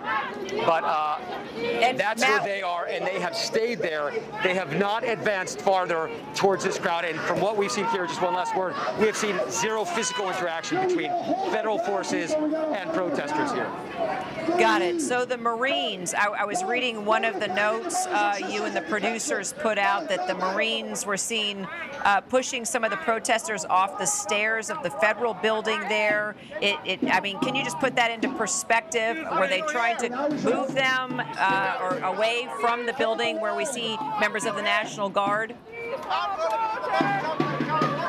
So we saw, you can't see it right now, but you can, they have, the Marines have these shields that are sort of like 5 feet long, and they were just sort of protecting the front stairs. They weren't actually moving out into the public area, which is the sidewalk. So they don't have jurisdiction there. They have jurisdiction over the federal building and everything inside of it and around it on its property. So there is a very well delineated jurisdiction and division of labor between federal forces, the other side, and the local law enforcement. Local law enforcement has agency over the streets, and those federal officials, Marines, California, the National Guard troops, control the federal buildings. I'm just going to move away from that speaker here because it's so loud. So I'm going to take my mask off for now. It seems like you can see, I don't know if you can see some of the, I'm going to have Greg, sort of zoom into those officers who are kneeling. Either they're reloading or preparing for another move. But you can see all these officers with these launchers on them. The launchers that have the green. There's another sound grenade going off. I don't know if that may have been a firecracker here. Officers appear to be gearing up. Again, what they're doing is cleaning off their gas masks. We've seen flashbangs go off. I think that's another flashbang. Yep, that's the LA Sheriff's Department right up there on that bridge. I don't know. You can see them tossing those flashbangs, those sound grenades, moving people off. That looks like a smoke bomb. And you can see people scurrying away right there. That's the Sheriff's Department moving it across the bridge, trying to clear it. You're probably going to see some of those people right over this this pavilion over here. I assume that in the next couple of minutes we're going to see the LAPD continue to move here. There's some more flashbangs. And Matt, but it does appear that they're taking off their helmets and gas masks. So, okay, I know you probably have to listen, but okay, so Matt, while you're listening, we should probably put into perspective that flashbangs, they're a distraction device. Police departments, military, they all use them to just try and disperse a crowd. We should probably make that clear to our viewers that there aren't bombs. Well, we can't totally confirm, but what it looks like is flashbangs, not bombs going off. Well, no, we would have. Yeah, you know, I'm just trying to clear. You didn't say it. I just want folks watching to understand what's happening here. Not everybody knows what a flashbang is, right? But it looks like they're keeping things pretty calm for as loud and raucous that it's become. It looks like the LAPD and you said the Sheriff's Department is also there. It looks like local law enforcement seems to have things under control at this point. I would say, Kira, that they're very much in control of this situation right now. There were many hundreds of protesters here, and you can see it's pretty much cleared out. You can also notice the change in posture of the LAPD right now. They've taken off the gas masks. That is an indication that they're probably not going to use it. These frontline officers have them still, but you can see the mounted officers have taken them off. And yes, you know, we call them non-lethal. Let me see if I can find one on the ground here. I can, or less lethal devices. So they can kill. They can maim, but they're not designed to. They're designed to hurt a protester, to drive people back, to scare people, but not to inflict great bodily harm. And it doesn't seem that that happened, although we do understand that, you know, we've seen a couple of people who appear to have been hurt by it. My friend Austin just showed us, this is one of the sponges that is fired in a canister. There are a bunch of them that are launched. Guns like that one, that's a launcher, that green one that officer has right there, has different kinds of those. That's a 40 millimeter sponge. But this is the kind of stuff they fire, it hits you, and it really hurts, and it makes you run away. Again, they're taking up positions here. We don't know where they want protesters to go or what they want them to do at this point. Typically, there's somebody on a bullhorn telling the crowd what to do. We don't have that right now. I think the general idea is get out of here. I'll tell you what. The posture seems to have changed for now, Kira. Okay. But yeah. Well, we're going to keep eyes on you. We're going to keep eyes on you as the LAPD is there on the streets. As you mentioned, too, the Sheriff's Department also working alongside the LAPD, crowd control. They've got the mounted unit out there. Matt, while you try and figure out exactly what's going on, Ann Flaherty, I want to bring you in because you've been just covering, you know, overall what we've been seeing across the United States. Just to kind of back up, there were those ICE raids taking place in Los Angeles. The protests began.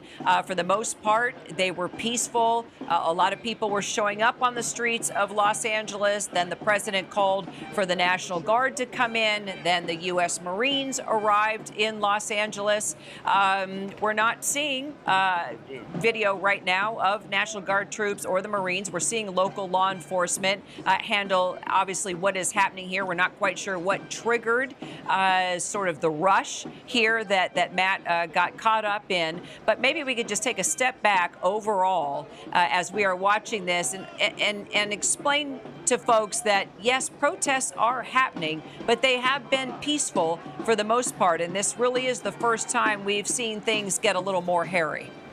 Yeah, that's right, Kira. I mean, I think certainly what people need to know is that this has been a volatile situation all last week. We know that something that President Trump has been doing is ramping up his immigration, the enforcement, the detentions across the country. This is not just about L.A. There's been this desire by the president, the Trump administration, and certainly by immigration authorities to rely on troops, on active duty troops, to help them carry out these immigration detentions and arrests. So what we saw last week was President Trump deployed the National Guard. We have close to 5,000 troops that he's put under his control in California against the wishes of the Democratic governor there, and saying if it wasn't for him, that this place would be burning to the ground. Now, we did see a lot of peaceful protests this week, but what we're seeing is this situation is escalating, and we had been warned about this, that this could happen because of the situation of sending in U.S. troops. Got it. All right. And what we're going to do is take it back to our Matt Gutman there, who is on the streets of Los Angeles. Matt, go ahead. All right. So people are now sprinting away. You can see the LAPD is pouring over here. They've actually encircled us. Excuse me. Greg, stay right there. You can see them running on the other side. I don't know what they're trying to do, if they're trying to entrap some of the protesters or encircle them. Clearly, they're clearing this. And behind us, you can see, okay, the mounted police are in a trot. There's that man who just got trapped in between them. He looks like there's another man being trampled. We're going to keep moving out of here. And there's another police line right here that we are about to get into. Sorry, camera works a little shaky. We've not heard any direction from law enforcement about where they want people to be. Excuse me, sir. But you can see that this guy, that run that people just had to try to get out of harm's way. Again, that's the first time I've heard someone on a bullhorn. An officer saying you need to leave the area. Before that, we have not heard any instructions from law enforcement other than those are more flashbangs going off. Again, non-lethal. There's not actually any shrapnel in there. They explode to make sound. You can hear them clack, clack, clack. They're firing those less lethals. They're very forcefully continuing to move people back. We are now right across the street, incidentally, from the LAPD headquarters. And there are now hundreds of officers that we see, Kira. This is one of the largest enforcements that I've seen in the 8 days that this has happened. They've completely commandeered this corner. And behind this massive line, not only of mounted police, officers with launchers, officers with batons, there is a line of vehicles, of police vehicles that include cruisers, and further on we saw armored vehicles with sound cannons and some sort of a barbed wire or movable barricade that's yellow. Again, more officers moving down the street. This is a pretty significant escalation on the part of law enforcement. I have to say that until they moved in, Kira, I personally did not witness any act of violence or projectile thrown at law enforcement. It seems that they've moved and taken a position here that they're going to keep, and I'm going to have Greg turn around just to show you the protesters on the other side here who are still here. And you can see some of them came prepared, right? They have respirator masks. They have helmets. Some of them have makeshift body armor that they've carried. Not just drums and placards, but people who came prepared for possibly some sort of interaction that is more intense than just protesting. We've seen people with giant shields. I haven't seen people with crowbars or pieces of rock like we have in previous days, specifically Sunday. But certainly some people here did come to stir trouble. But again, I think it's important to say, and you mentioned it too, Kira, that for 5 or 6 hours earlier today, we saw literally tens of thousands of people right here in the streets marching, rallying proudly without any violence whatsoever. Obviously, that has changed dramatically over the past few minutes, Kira. Matt Gutman, appreciate your reporting. Keep us posted, Matt. Appreciate you so much. Why don't we take it now from the streets of L.A., those protests happening, all surrounding Trump's immigration policy, those ICE raids that were taking place last week. We want to point out this is absolutely an isolated situation, that there have been protests across the country protesting ICE raids. This is the first time we have seen things pick up the way they have. Our Matt Gutman alerted us to that. There was 5 hours of protests taking place. They were peaceful. Something happened there in the downtown area where the LAPD, the mounted unit, was brought in, and also crowd control, and in addition to the sheriff's department as well. We're going to stay in close touch with Matt as that's taking place. I want to get it back to the White House now. Our senior White House correspondent, Selena Wang. While monitoring this, we also have been following a celebration of 250 years of the U.S. Army. And we had a feeling that possibly things could start to shake there in L.A. or other parts of the country as this parade was taking place, honoring the Army, the President of the United States, all leaders within the U.S. military by his side, the Secretary of Army, also his Secretary of Defense, Pete Hegseth, the Vice President, there in the reviewing stand as we go back now to the streets here of our nation's capital, where we've been watching, Selena, this parade from the Revolutionary War to now fast forward to modern times and the future. And it looks like, on that note, a drone. And we've been talking a lot about drones in recent conflicts, that is for sure. But Selena, just take us back to today, to this celebration, and what the president hopes to achieve by lifting up the Army today. Yeah, Kira, I mean, what we're seeing right now is a literal split screen that the American people at home are viewing at the same time that you have those protests happening where Matt Gutman was. Here on the other side of the country in Washington, D.C., you've got this massive military celebration. This is about honoring America's heroes. Also, as you mentioned before, about trying to boost recruitment for the U.S. military. But we've got two very different visions of American military might here. Over on the West Coast, the people are dealing with President Trump's decision to send those thousands of military troops to quell the protests against his immigration raids and his deportation policy. And that's raised a host of legal questions about what the president can and cannot do with the military on U.S. soil. It's also led to a legal fight, has sparked outrage among people in Los Angeles. But then on the other hand, over here in Washington, D.C., this is this massive military parade that President Trump has wanted for a long time, since he went to those Bastille Day parades in France. You talked about that earlier. This is something that President Trump, he tried to do during his first term, but it got scuttled after estimates put it at more than $90 million. Now, we talked about how this parade is expected to cost as much as $45 million, according to the Army. Now, that has drawn a lot of criticism, especially from Democratic lawmakers, but actually from some veterans as well, Kira, because this does come as the administration has cut some veterans' benefits, and also as they've been laying off employees at Veterans Affairs. Selena, thank you so much. As we move into the future of the U.S. Army, Brett, I would love to bring you back into the conversation. Command Sergeant Major Brett Johnson. Recently, the talk is drones, but so much more has happened weaponry-wise, from the air to the ground, as we continue to look at the tanks and the various units. I remember when the Strikers were brought in during the Iraq War, and just thinking where we are right now with regard to capability. But take us into the future. Brett, let's talk about this part of the parade and where you see the Army moving forward in 2025. Yeah, that's right, Kira. It was great to see the drone on there. The Army is a learning organization. We're divesting of old material and driving into the future.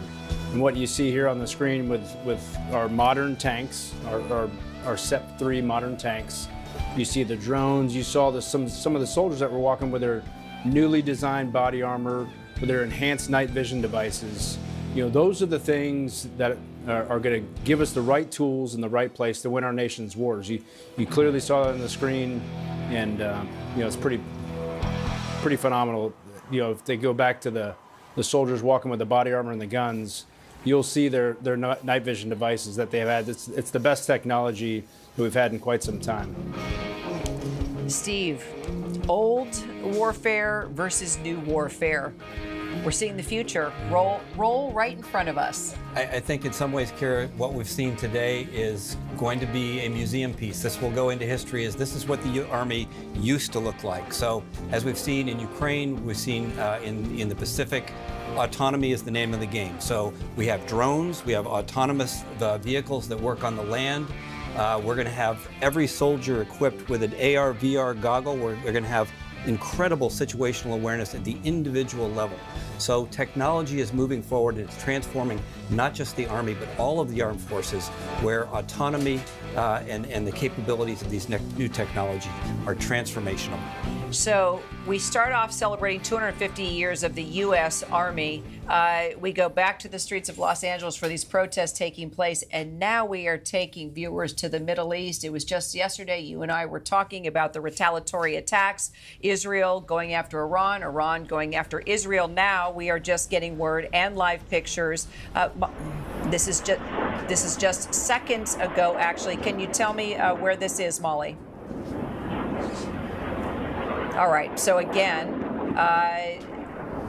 missiles. All right, I'm getting this brought to me right now. Here we go. Here's the IDF statement. Okay, so we heard the sirens, the air raid sirens there in Tel Aviv.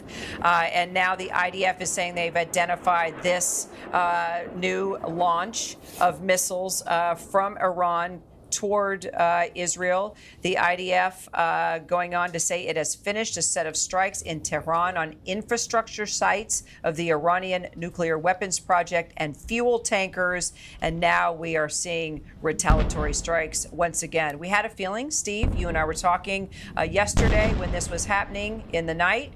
Here we go again. Yep. What we're seeing here, Kira, is you're seeing inbound ballistic missiles coming into the Tel Aviv area as the interceptors, the Iron Dome, the David Sling, the Arrow, various altitudes are going up to intercept these missiles. So you'll see the flash where they actually intercept the Iranian missiles. Sometimes they'll actually get through. Some of the impacts that we've seen in Tel Aviv where perhaps the missile was nicked, but it didn't destroy the warhead. So some of the casualties we've seen, apparently one of these missiles landed in an city neighborhood in Israel tonight and caused some casualties.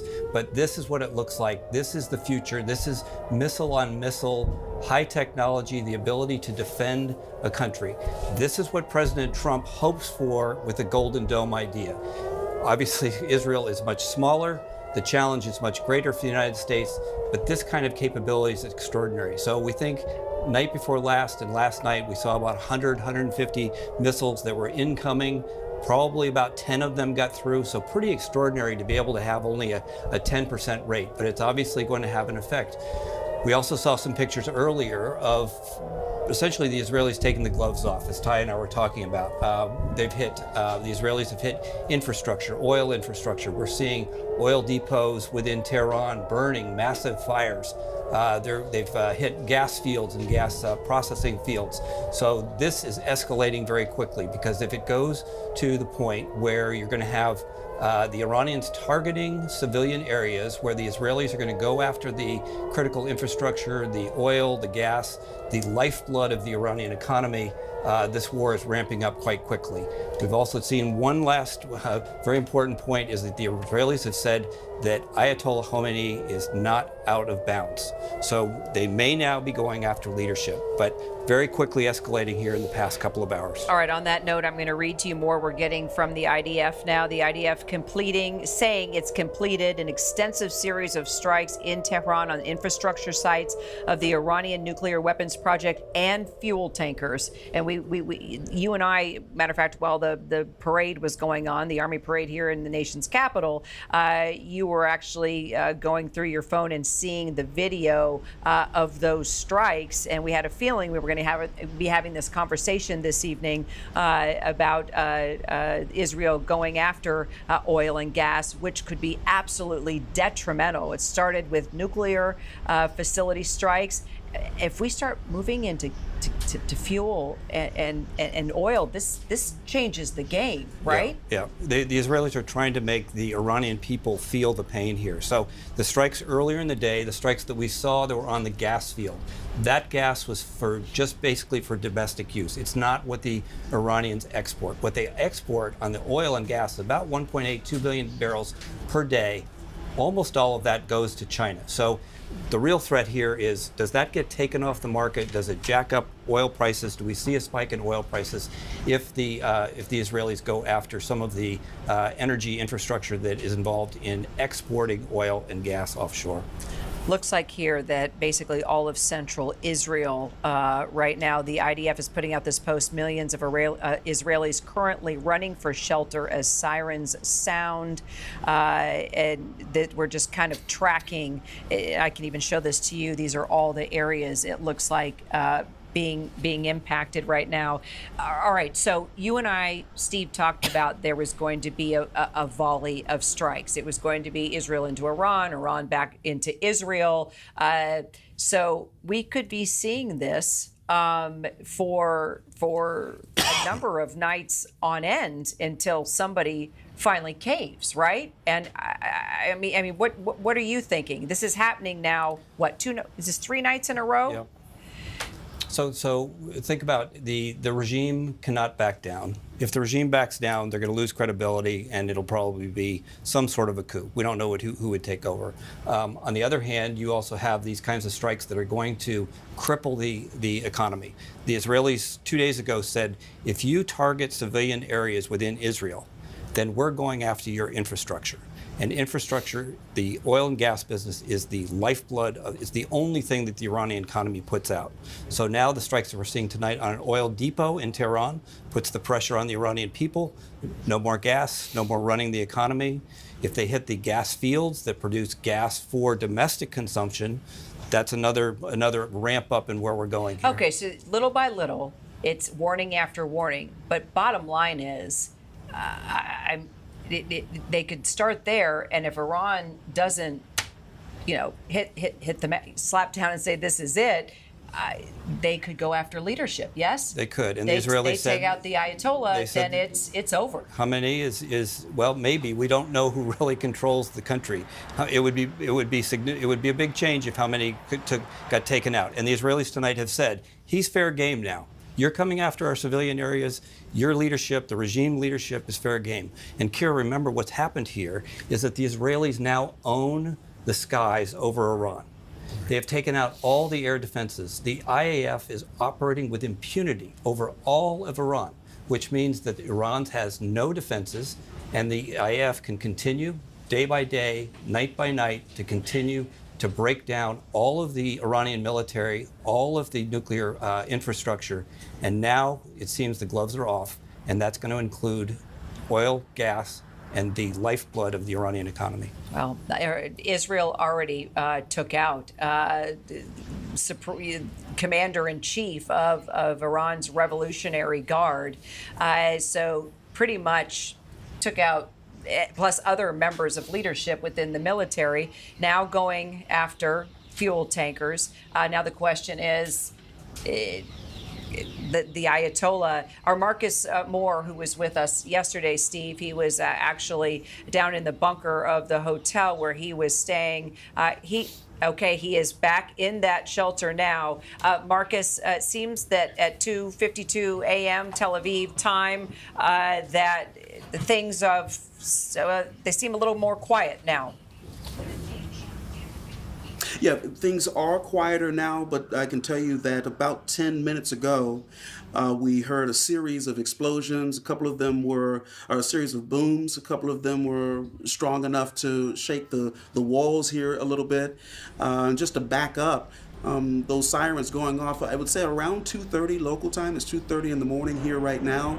We got alerts on the cell phones, and then soon after that is when the air raid sirens started, and then the announcement went out here at the hotel where we're working, and you can hear some of the sounds. I don't know if those are live pictures and live audio that we're hearing, Kira, but that does give you a sense of what it has been like here in Tel Aviv tonight as the air raid sirens have sounded once again. And it's in those moments that people are urged to get to a bomb shelter, and that's exactly what we've done here, and it's what people have been doing for throughout this entire ordeal. What we will wait to see in the hours ahead is whether or not these projectiles, whatever they are, whether they're missiles, rockets, or drones, if they have been able to get past Israel's air defense system and where they may land. A lot of the booms that we have heard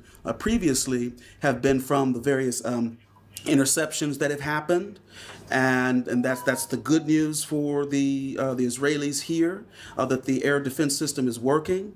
But then some of those booms or explosions we may hear are actually these projectiles landing, and so it's a very tense time right now, and certainly a great deal of uncertainty about what will happen next. But we're here in this bomb shelter, and we'll be here until we get the all clear. And you may also be hearing the air raid sirens going off once again here in Tel Aviv and across Israel.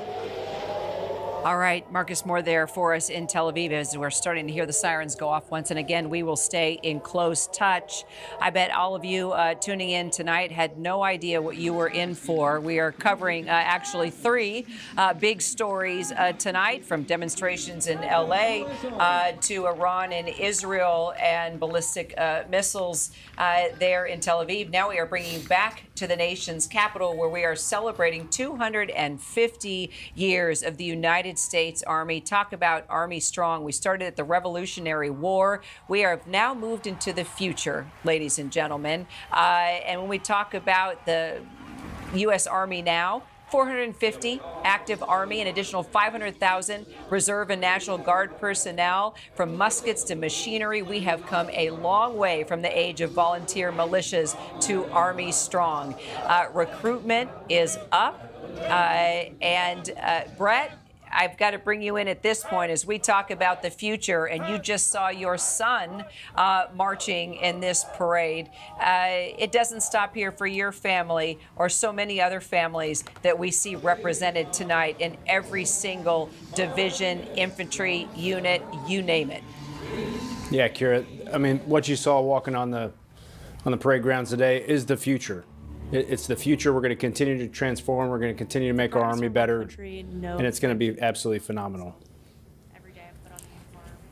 Ty and Steve, I want to bring you in on this conversation. We are still waiting for the President of the United States there. By the way, you can tell he is behind the bulletproof glass. Exactly. Secretary of Defense right next to him. First Lady Melania Trump, and on the other side of Pete Hegseth, SecDef there, the Secretary of the Army, Secretary Driscoll. But right now it's in the we're almost to the end. And it looks like in about 10 minutes we're supposed to get rain. And if the president wants to have his fireworks in his speech, they're going to have to speed it up even faster. And I bet you that's what they were talking about right there, because the parade was already moved up a half an hour because of the weather. But the Golden Knights had a chance to jump. They ran that American flag to the president. We saw various aircraft. We got to see the helicopters. Huge contingent throughout the U.S. Army, and has really, when you talk about aviation and the U.S. Army, it's helicopters. Mm-hmm. But as we move into the future, gentlemen, I'm going to give you the floor. Your thoughts? Well, the future's people. That's the Army. The Army is it's mission first, people always. And so when you talk about the future, it's always going to be about the people.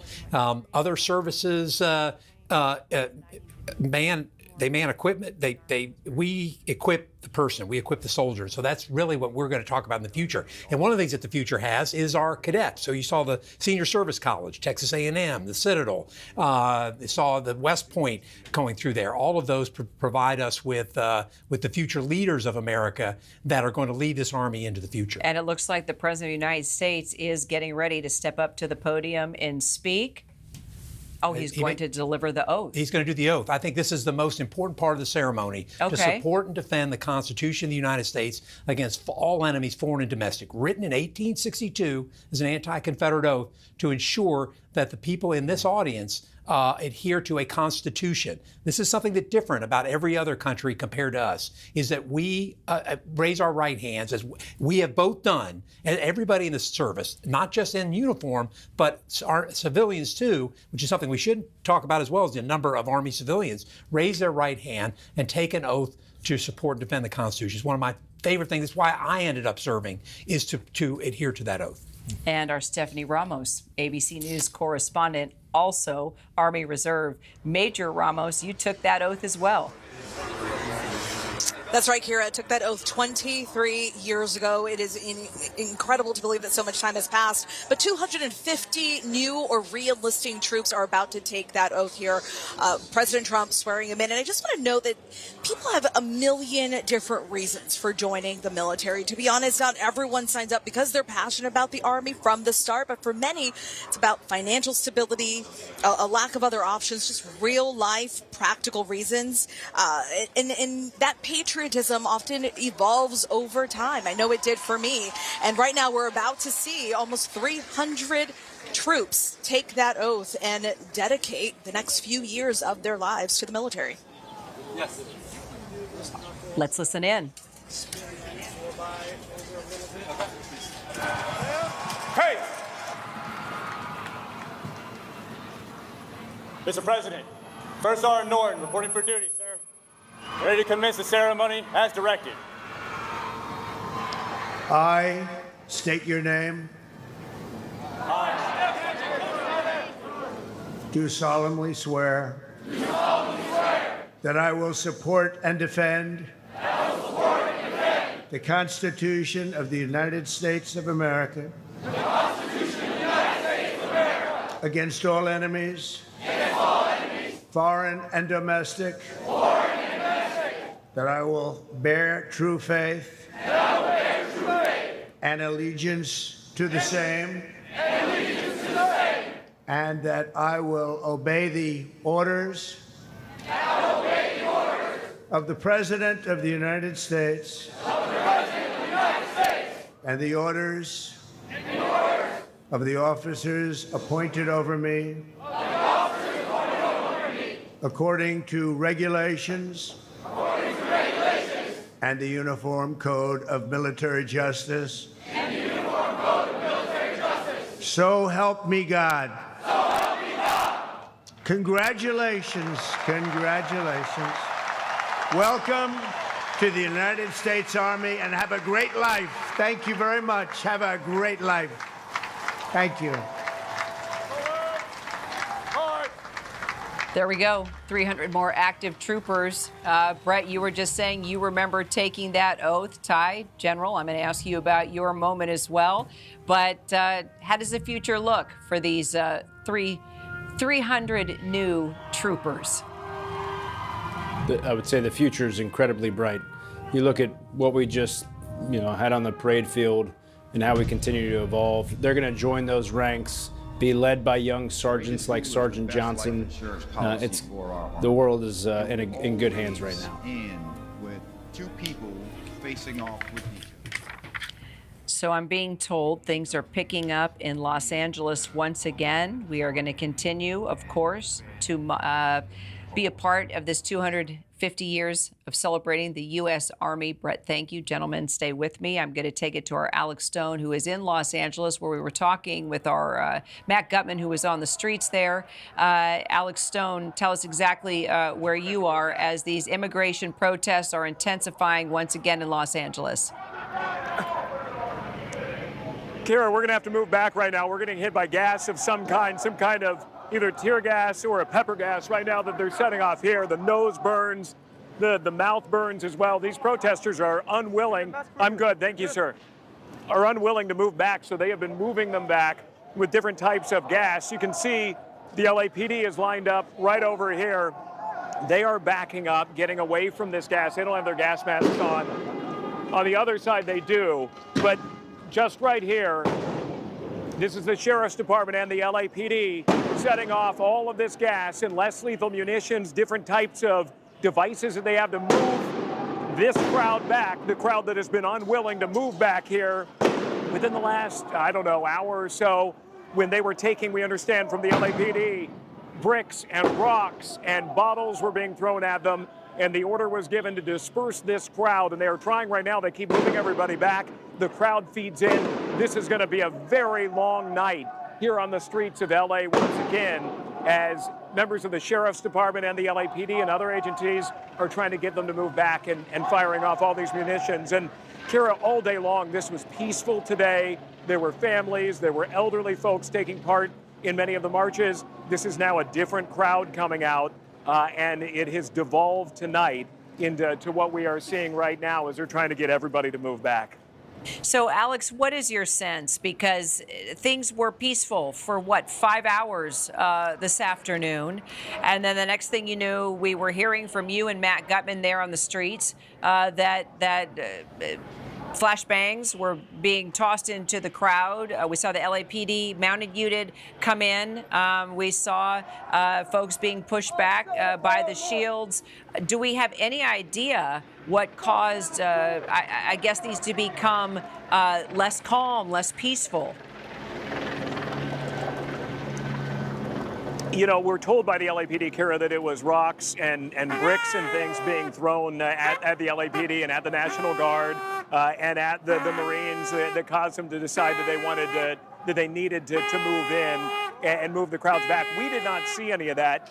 It had been kind of this peaceful, ongoing, loud but chanting at the Marines. But there are several different areas where they were trying to push back the crowds. And so some of that likely did go on. That has been going on over the last week as the LAPD has been having to deal with these crowds and the Sheriff's Department. So they say that is what prompted the movement that they had to do.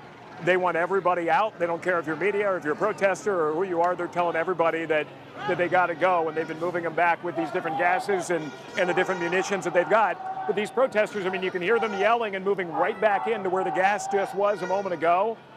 That no matter how much gas they set off, the protesters just move right back in, and they're marching. If you can move to the left, I mean, look at they're moving right back into it, showing that tonight this is going to go on for quite a while. Every time they move them back, they hit them with gas, they come right back, and they confront the police again, and then they get it again. So the curfew is in about 3 hours. At that point, it's going to be where they can start. Well, they could make arrests right now. This is an unlawful assembly right now, so they could begin arresting them at this point. But once the curfew is in effect in 3 hours, then it will be, if they're still out here, mass arrests to get everybody to go home and to get off the streets, Kira.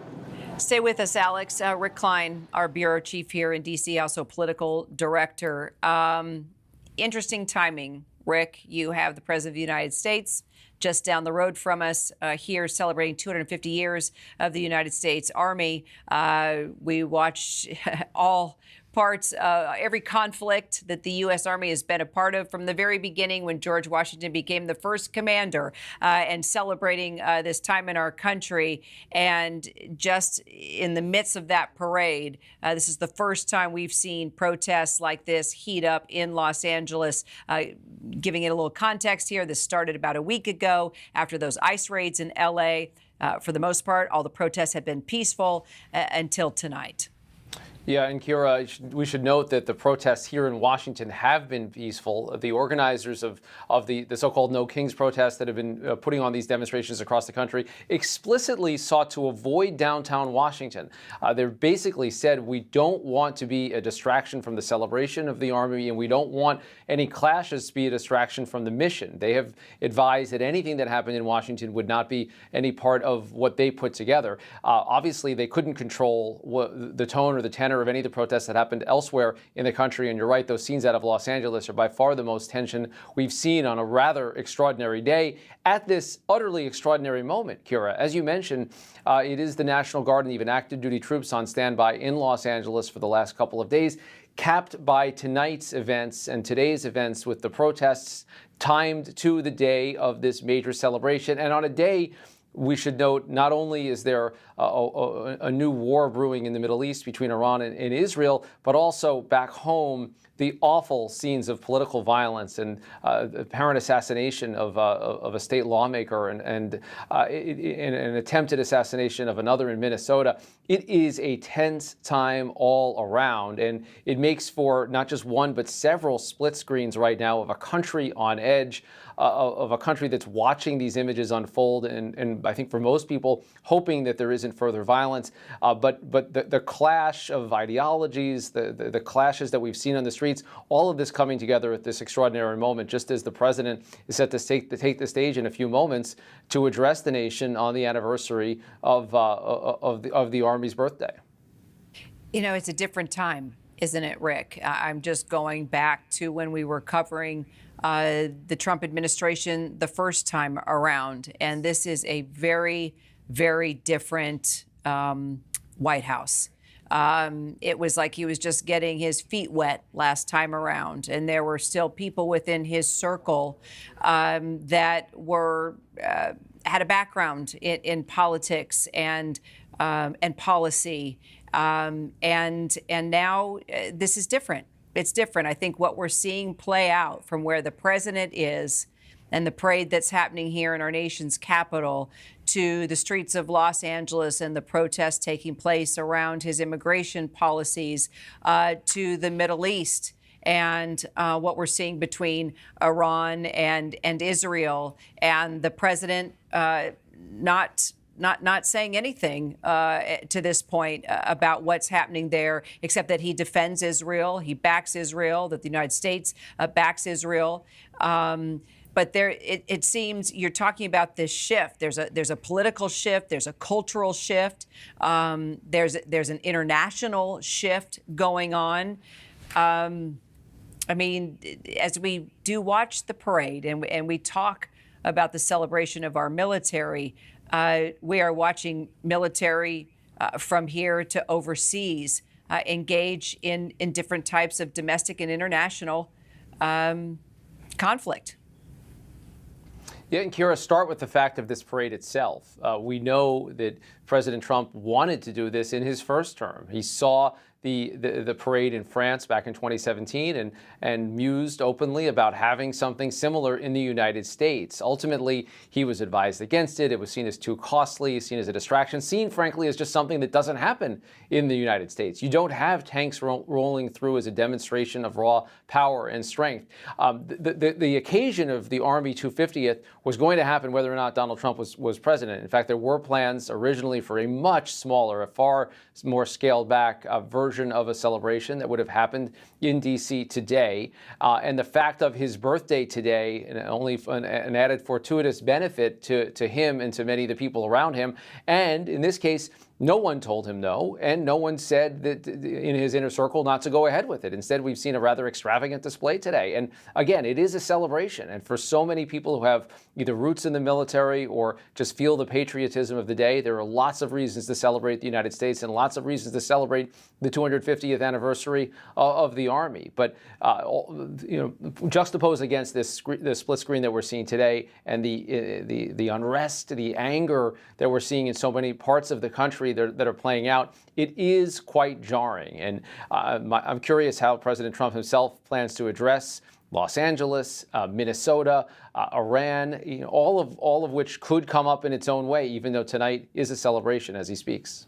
Bring up a good point. We haven't even mentioned Minnesota as we were all coming into work earlier today. That was the story playing out. That was the breaking news that we were talking about. We thought we were going to be coming into work, planning for possible protests in Los Angeles, maybe other parts of the country. In addition, keeping our eyes on what was happening in the Middle East, while at the same time covering the parade happening here for the Army's 250th 250th celebration. We should talk about Minnesota and the political violence that has taken there as well, and the loss of life in those senators. Yeah, and there's still an active manhunt for the suspect in that case, as you know, and the fact that 2 lawmakers were targeted in their homes. We've seen other episodes in recent weeks, in recent months of lawmakers targeted, but the trend toward targeting them in their private spaces, in their houses, and in this case, both spouses themselves were targeted. One of them passed away. The other one was injured. It is extraordinarily troubling all around, and it's not something that anyone condones or is willing to accept, but it is a fact of life today, and it has shades of some of the unrest and political violence that we saw throughout the 1960s, which has been evoked quite a bit in the last few days with the use of the National Guard against the governor's wishes out in California. But yeah, this is a very, very tense time, Kira. Indeed it is. Rick, I'm glad you're with us. I want to take it back to our Alex Stone that's on the streets of Los Angeles there, where you were feeling the burning from the pepper spray moments ago. Now we're going to Matt Gutman. Okay, I apologize. We're going to take it now to Matt Gutman. Matt, we were just talking to Alex where he was feeling the effects of the pepper spray. It looks like you've got your mask back on, Matt. What's going on? People picking up, people you can see, Kira, that somebody picked up that smoke canister and chucked it back. The whole street here is filled with smoke. Yep. Police just blasted a lot of that less lethal. I can't tell if that's pepper spray or some sort of other agent. They also blasted those less lethal pellets at the protesters here. You can hear the chant, peaceful protest, and I think I'm gonna have Greg, our cameraman, come this way. You'll be able to see that the LA Sheriff's Department is right there in full riot gear with those masks on.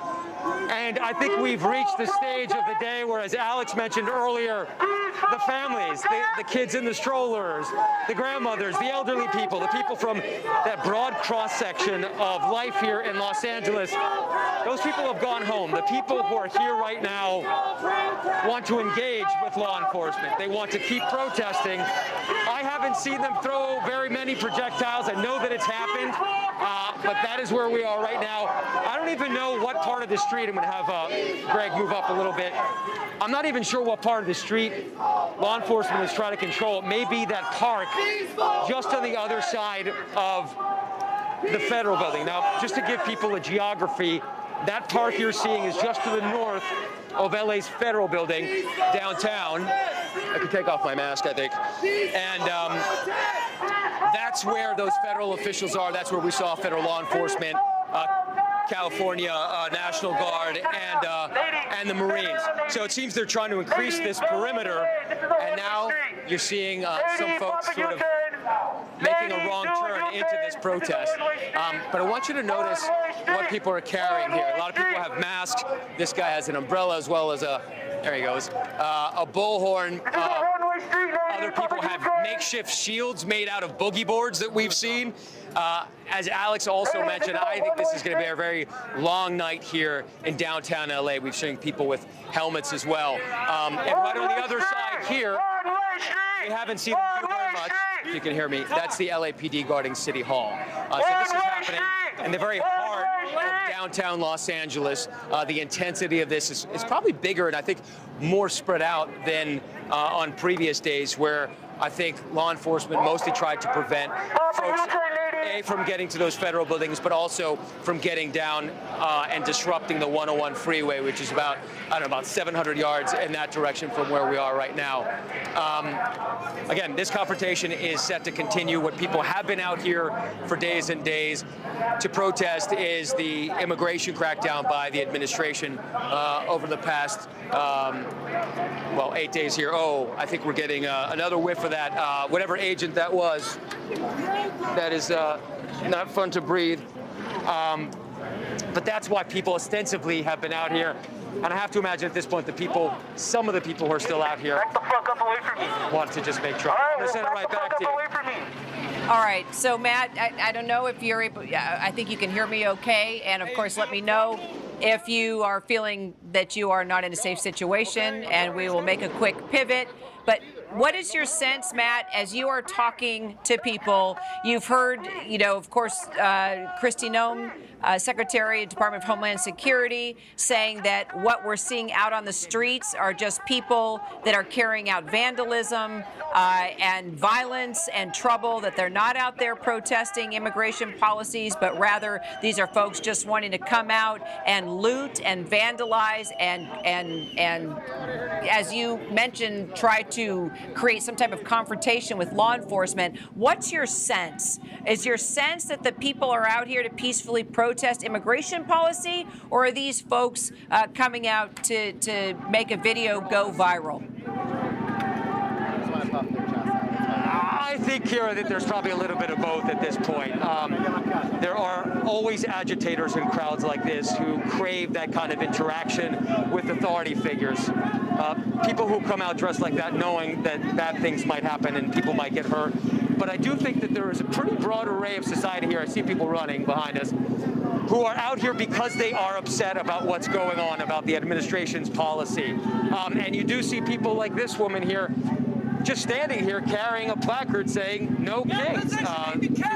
Too many K's there, but they believe that smacks of racism, that the policies of the Trump administration and the military parade are unacceptable in a democracy. And there were and are thousands of those people.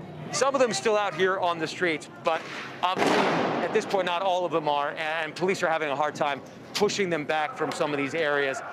This is going to last. And by the way, we have seen drones in the air, we have seen helicopters in the air as they try to maintain this perimeter. But every time the crowd sort of pushes back, and they're pushed back with either some sort of chemical agent or smoke, they sort of filter back in after a few moments. So this cat and mouse game, and you can hear those, peaceful protest chants. So this cat and mouse game, Kira, is likely to continue for, I would say, at least a couple of hours until curfew. And curfew is about an hour and a half away. You can see those American flags waving. What? For about another hour until we're under curfew here. Yeah. Yep, got you, Matt. My guess is within an hour, when LA is under curfew, we'll start to see things calm down as they have when curfew has been implemented. The President of the United States, Matt, we're going to stay in close touch with you, but the President of the United States now stepping up to the podium, First Lady Melania Trump by his side in celebration of 250 years of the Army, the parade taking us from the Revolutionary War right into the future. The President now addressing the nation. Let's go ahead and listen in.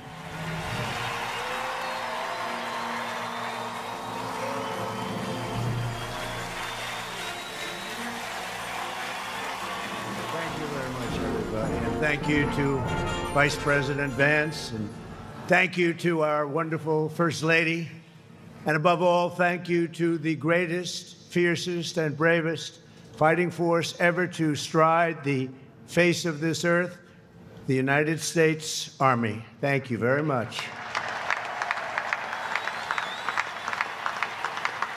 Because the Army keeps us free, you make us strong, and tonight, you have made all Americans very proud. They're watching from all over the world, actually. Made them all very proud. Every other country celebrates their victories. It's about time America did too. That's what we're doing tonight. And watching this magnificent display, our souls are filled with gratitude for every generation of warriors who have worn the uniform all the way back to the very beginning.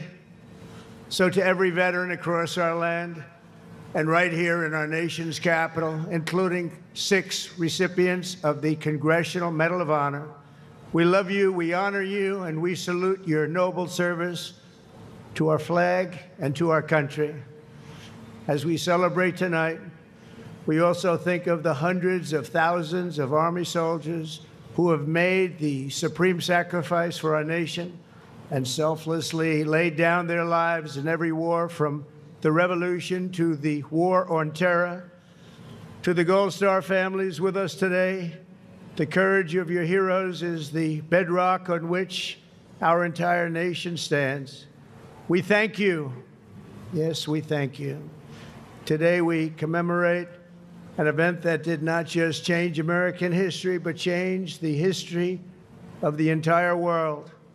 With the creation of America's Army on June 14th, 1775, liberty got its shield and the freedom got its sword. Those first Army patriots in the American Revolution fought against a fearsome enemy and impossible odds, but they were armed with a righteous cause. They were led by an indomitable commander, a truly great man, General George Washington, and they were united by an eternal creed. Their motto was victory or death. Over the past 2.5 centuries, our warriors have shown unrivaled valor on fields of battle around the globe. With the frostbitten feet and bloody fist, they have marched into the flames and fury of combat, charged up mountains, stormed beaches, waded through torrents of gunfire, and leapt into skies thick with smoke and shrapnel. The U.S. Army has driven bayonets into the heart of sinister empires, crushed the ambitions of evil tyrants. Beneath the threads of American tanks, it's done so well, it's done so much, and sent the devil himself flying into full retreat. Time and again, America's enemies have learned that if you threaten the American people, our soldiers are coming for you. Your defeat will be certain, your demise will be final, and your downfall will be total and complete.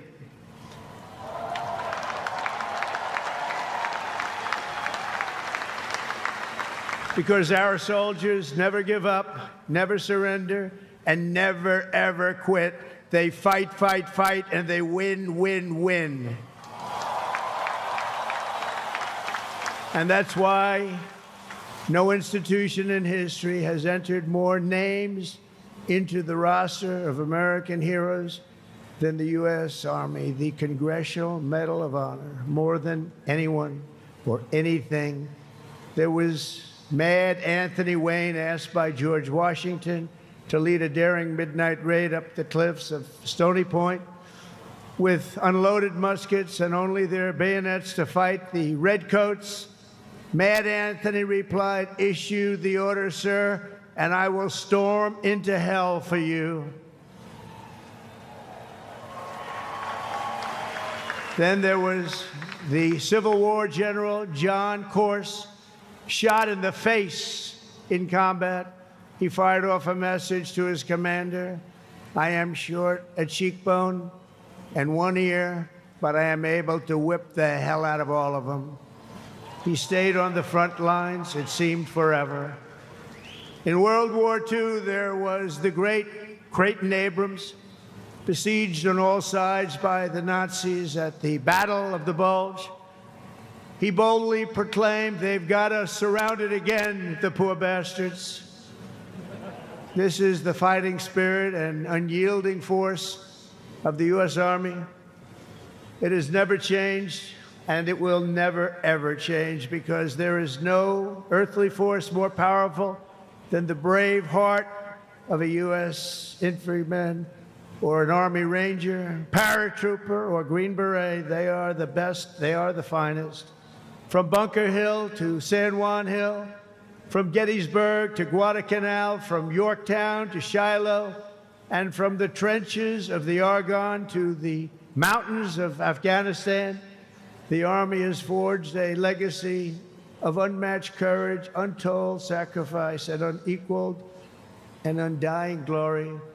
Our soldiers have poured out their blood by the bucketful on Missionary Ridge and Heartbreak Ridge, on the sands of Sicily, Normandy, and the Philippines, and on the dusty streets of Da Nang, Baghdad, and Fallujah. Thanks to their extraordinary service and devotion, 250 years later, America stands tall, America stands proud, and America stands free. We're the hottest country in the world right now, and our country will soon be greater and stronger than ever before. Down through history, we've been blessed beyond words by this valiant legion of Army warriors and patriots. heroes and legends. And tonight we affirm with unwavering certainty that in the years ahead and in every generation hence, whenever duty calls and whatever danger comes, the American soldier will be there.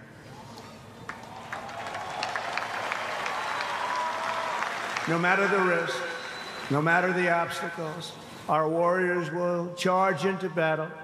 They will plunge into the crucible of fire, and they will seize the crown of victory, because the United States of America will always have the grace of Almighty God and the iron will of the United States Army.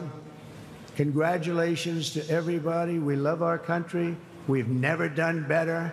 Thank you. God bless you. God bless the Army, and God bless America.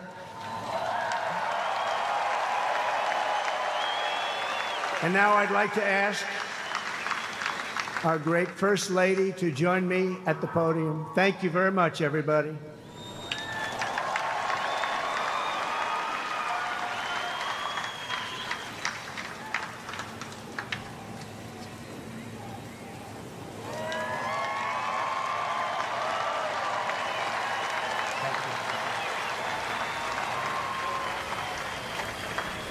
I think I'm in shock because that's the shortest speech I have ever heard President Donald J. Trump give. Gentlemen, he was short, to the point. He stayed on script, and now he's going to be presented the flag. I believe the flag that... Mr. President, oh, here we go. On behalf of the United States Army, the Army Golden Knights, I would like to present to you this flag, which was flown over our nation's capital in free fall during the Army's 250th birthday celebration.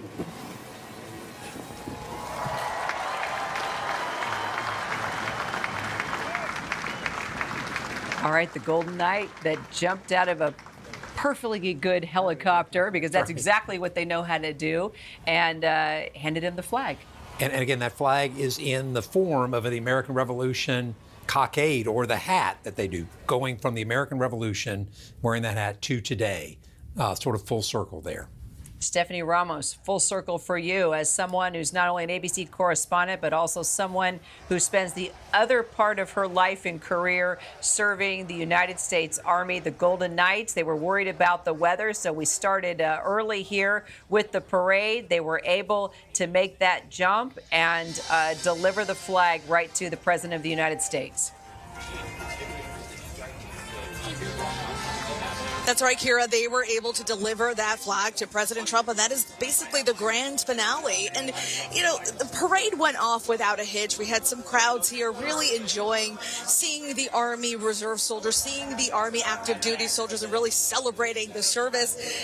I just have to say, it has been kind of a bittersweet assignment to be here, see what's happening in Los Angeles, in Iran, in Israel, and really across the country.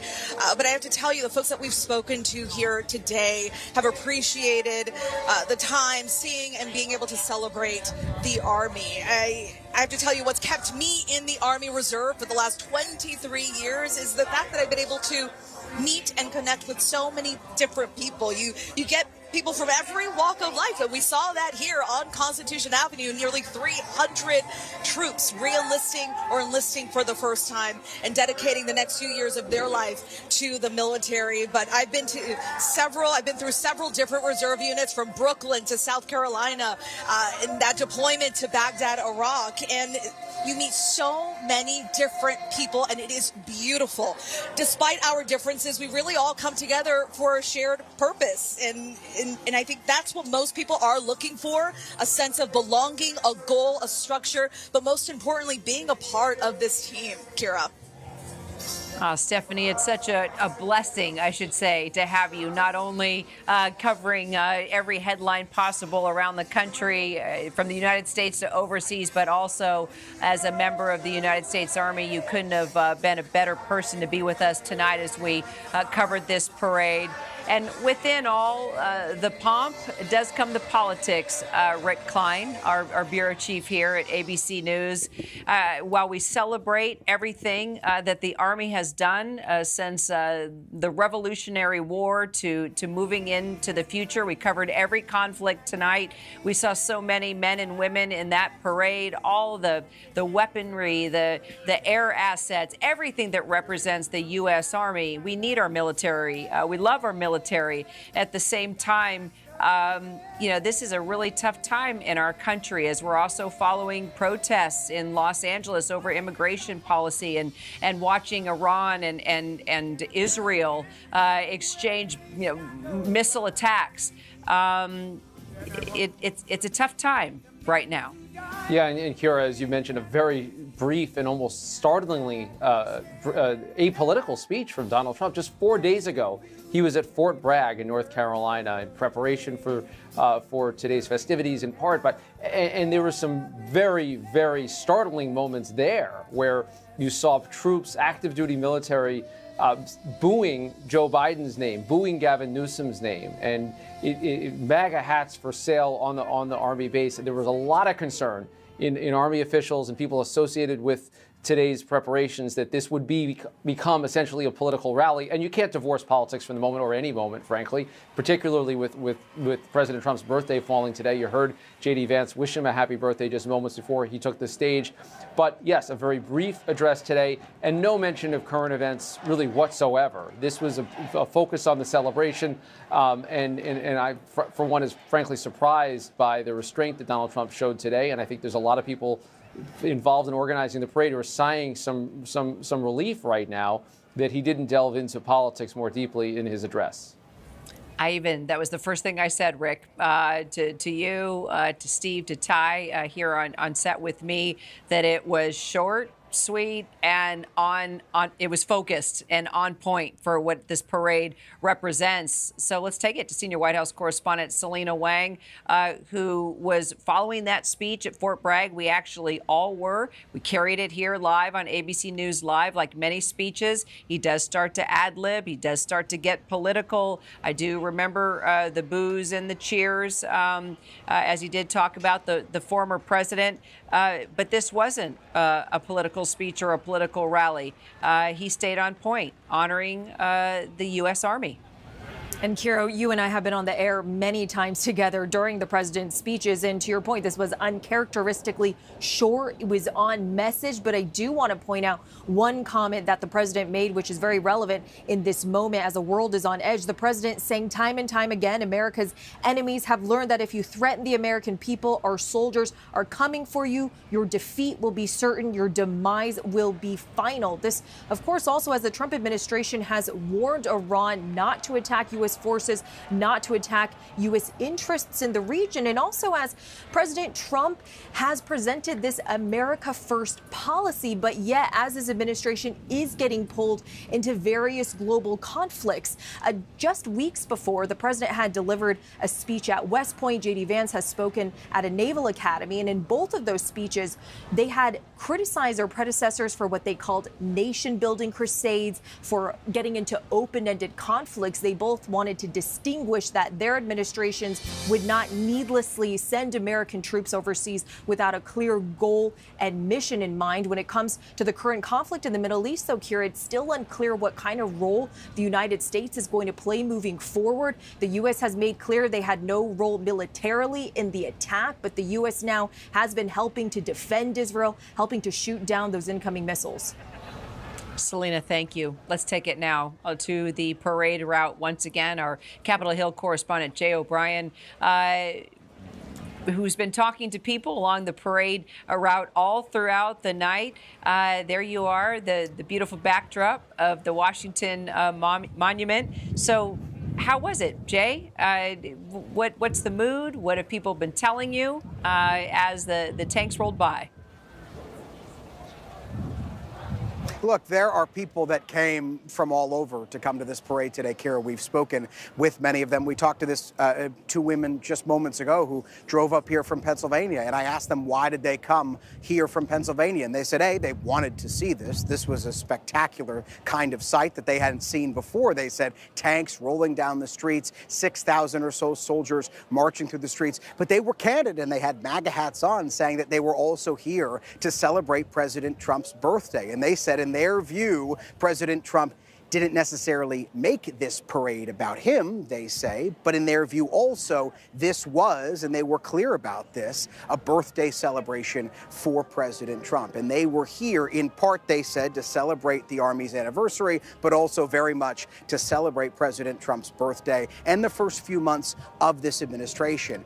That is something that we've heard over and over again from people here. You and I talked earlier on in the broadcast, just a few minutes into the show, that when we were walking into this facility, we were in line with people coming in who spontaneously broke out into a happy birthday song for President Trump. There has been this kind of split differential amongst the crowd. Some folks saying that they are only here to celebrate the Army, some folks saying that they are only here for President Trump, and then some saying that they are here to largely celebrate both. It was a rally-type atmosphere here out on the mall, Kira. I have to tell you, having been to Trump rallies in the past, there were people selling MAGA hats, there were people in MAGA hats. There were some of those same folks that we see at Trump rally after Trump rally here for this speech as well. Obviously, President Trump not giving the kind of rally-style remarks that he's given in the past, even recently to that address of soldiers that Rick was talking about, but certainly amongst the crowd here, definitely some who typically go to these kind of Trump-style campaign events. My brother Ron. Jay O'Brien on the parade route for us. Jay, thank you so much.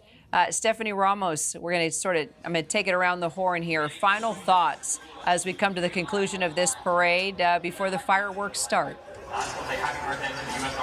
Yeah, Kira, I just have to say, in all of the years that I've served in the Army Reserve, and we were speaking about this earlier just briefly, the bonds that you make, the bonds that you create with those fellow soldiers over the years. And it is such a small community. It's a large Army, but it is also a small community, and you're bound to run into another soldier that you served with years ago. I ran into two folks just today, but I have to say, for a lot of people, the military becomes a place where they can grow, even if they didn't expect it, even if they just plan to join the service for a few years or make a career out of it or join the reserve.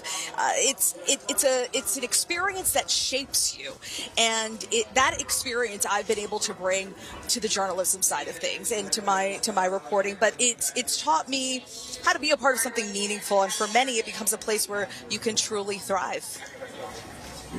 Beautifully said, Stephanie. And Ann Flaherty, it looks like Trump got exactly what he wanted.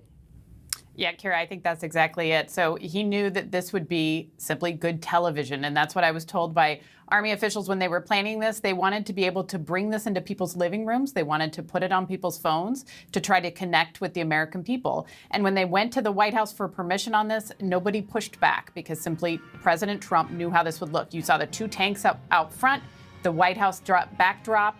I think he very much got what he wanted on this. I don't think this is over, though, because guess what? Next year, it's going to be the country's 250th. So I'm expecting there could be talk of bringing in the other services, doing something even bigger. Kira. Oh, can it get any bigger? Yes, I believe it can, especially if we incorporate all members, all branches of the military. And now from flyovers to fireworks, here it is, guys, the grand finale. Final thoughts, Steve. I think everybody was happy. Anybody who served in uniform was happy tonight that this remained apolitical. So important that the military is never politicized. It's to support and defend the Constitution. A great celebration of the Army history, and we kept it at the apolitical level. This is America's Army, and that was the celebration tonight, and I think everybody can be happy about that. General, you get the final thoughts as I remember my father singing this to me as a little kid. There we go. You should sing.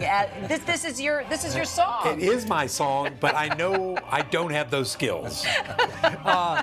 I'm thinking that the Army accomplished its mission today. Of mission first, people always. The Army did what it was supposed to do, and it was a great view of the Army's history, of an Army born in war. We're a nation born in war, and I think we could see how important war has been throughout that time, and to when we're ever at peace, that we reflect on that peace as much as we possibly can, because soldiers hate war more than anyone. But as I was my final thought about it was that we have a great army because we reflect a great nation. And that was what I saw today, is a great army. You don't get a great army unless you reflect a great nation. Ty, thank you. Steve, so grateful. And of course, to our entire team that helped us get through the celebration, 250 years of the United States Army. As the fireworks continue, we are going to take a quick break. We do have other news that we've been covering throughout the night. As you know, those demonstrations on the streets of LA over Trump's immigration policies. We are going to check back in with our correspondents on the street there. We're also monitoring in the middle of the morning in the Middle East this back and forth of missiles between Iran and Israel. We have our eyes on that as well. Stay with us. We have a lot more to tell you about right after this.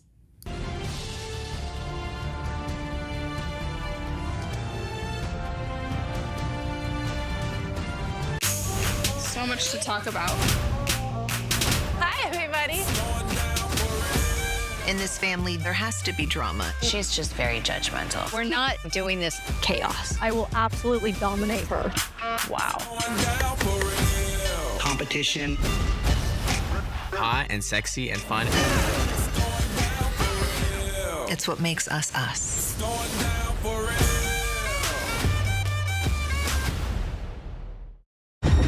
Success is the alone. I just had it.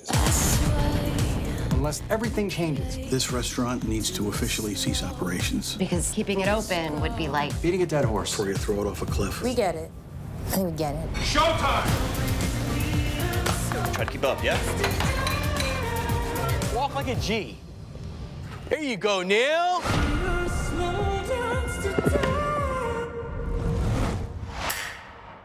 Sitting down with Barbara Walters. I know you don't want to talk about guys, and I won't push it, but how are you going to find anybody? No one ever got out totally unscathed.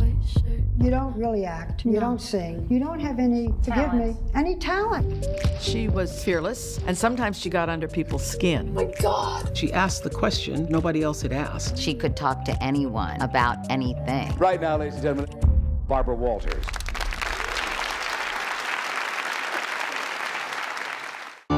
Imagine going from hip-hop kingpin to facing the possibility of life in prison for alleged sex trafficking. Now, with a trial underway and Diddy's life hanging in the balance of a New York jury, what will happen next inside that courtroom?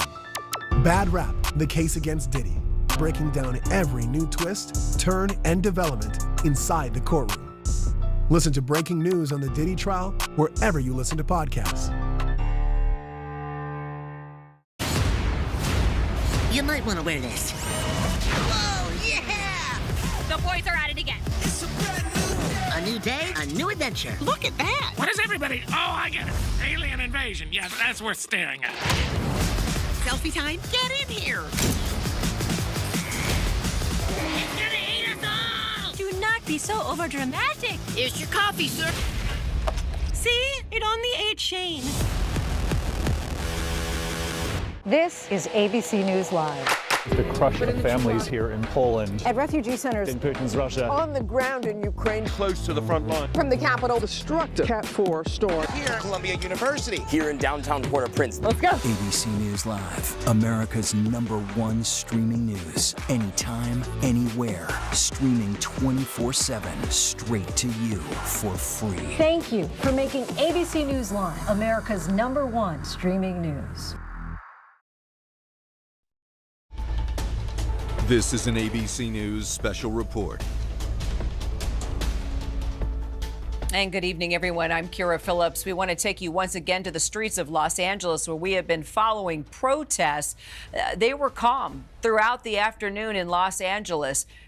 An incident happened, and we got word that those calm protests had actually turned into flashbangs, a large police presence, and a lot of protesters on the streets being pushed back into corners of the area. We saw the LAPD guarding City Hall, all the various federal buildings.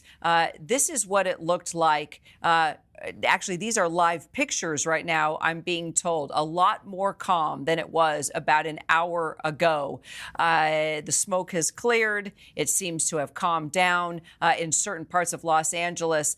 It wasn't that way about 45 minutes ago. We want to get straight to,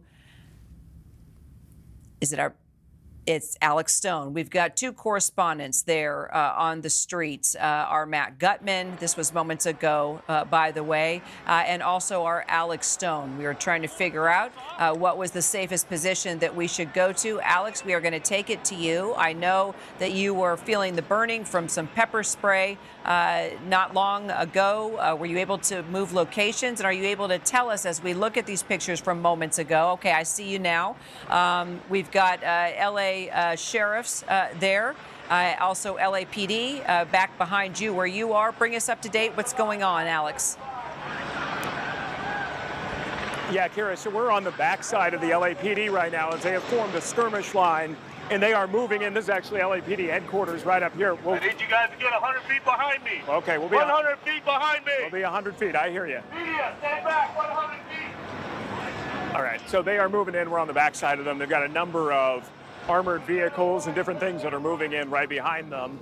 You can see that kind of motorcade and armored vehicles as they are now clearing these streets, deciding that this is the time they want everybody to go. And I was talking to a detective a couple of minutes ago, Kira, and he said, this is going to be, as I'm just going to turn around and walk with them as they go here, that this is going to be a long night for them, that they know that these protesters are going to constantly keep coming together. They're going to keep pushing them back. They'll come together again. But let me just show you a couple of things here. This is what all those booms that you were hearing a few minutes ago. This is half of what I'm told is called a blast ball that goes up in the air and then blows up and then makes a loud boom.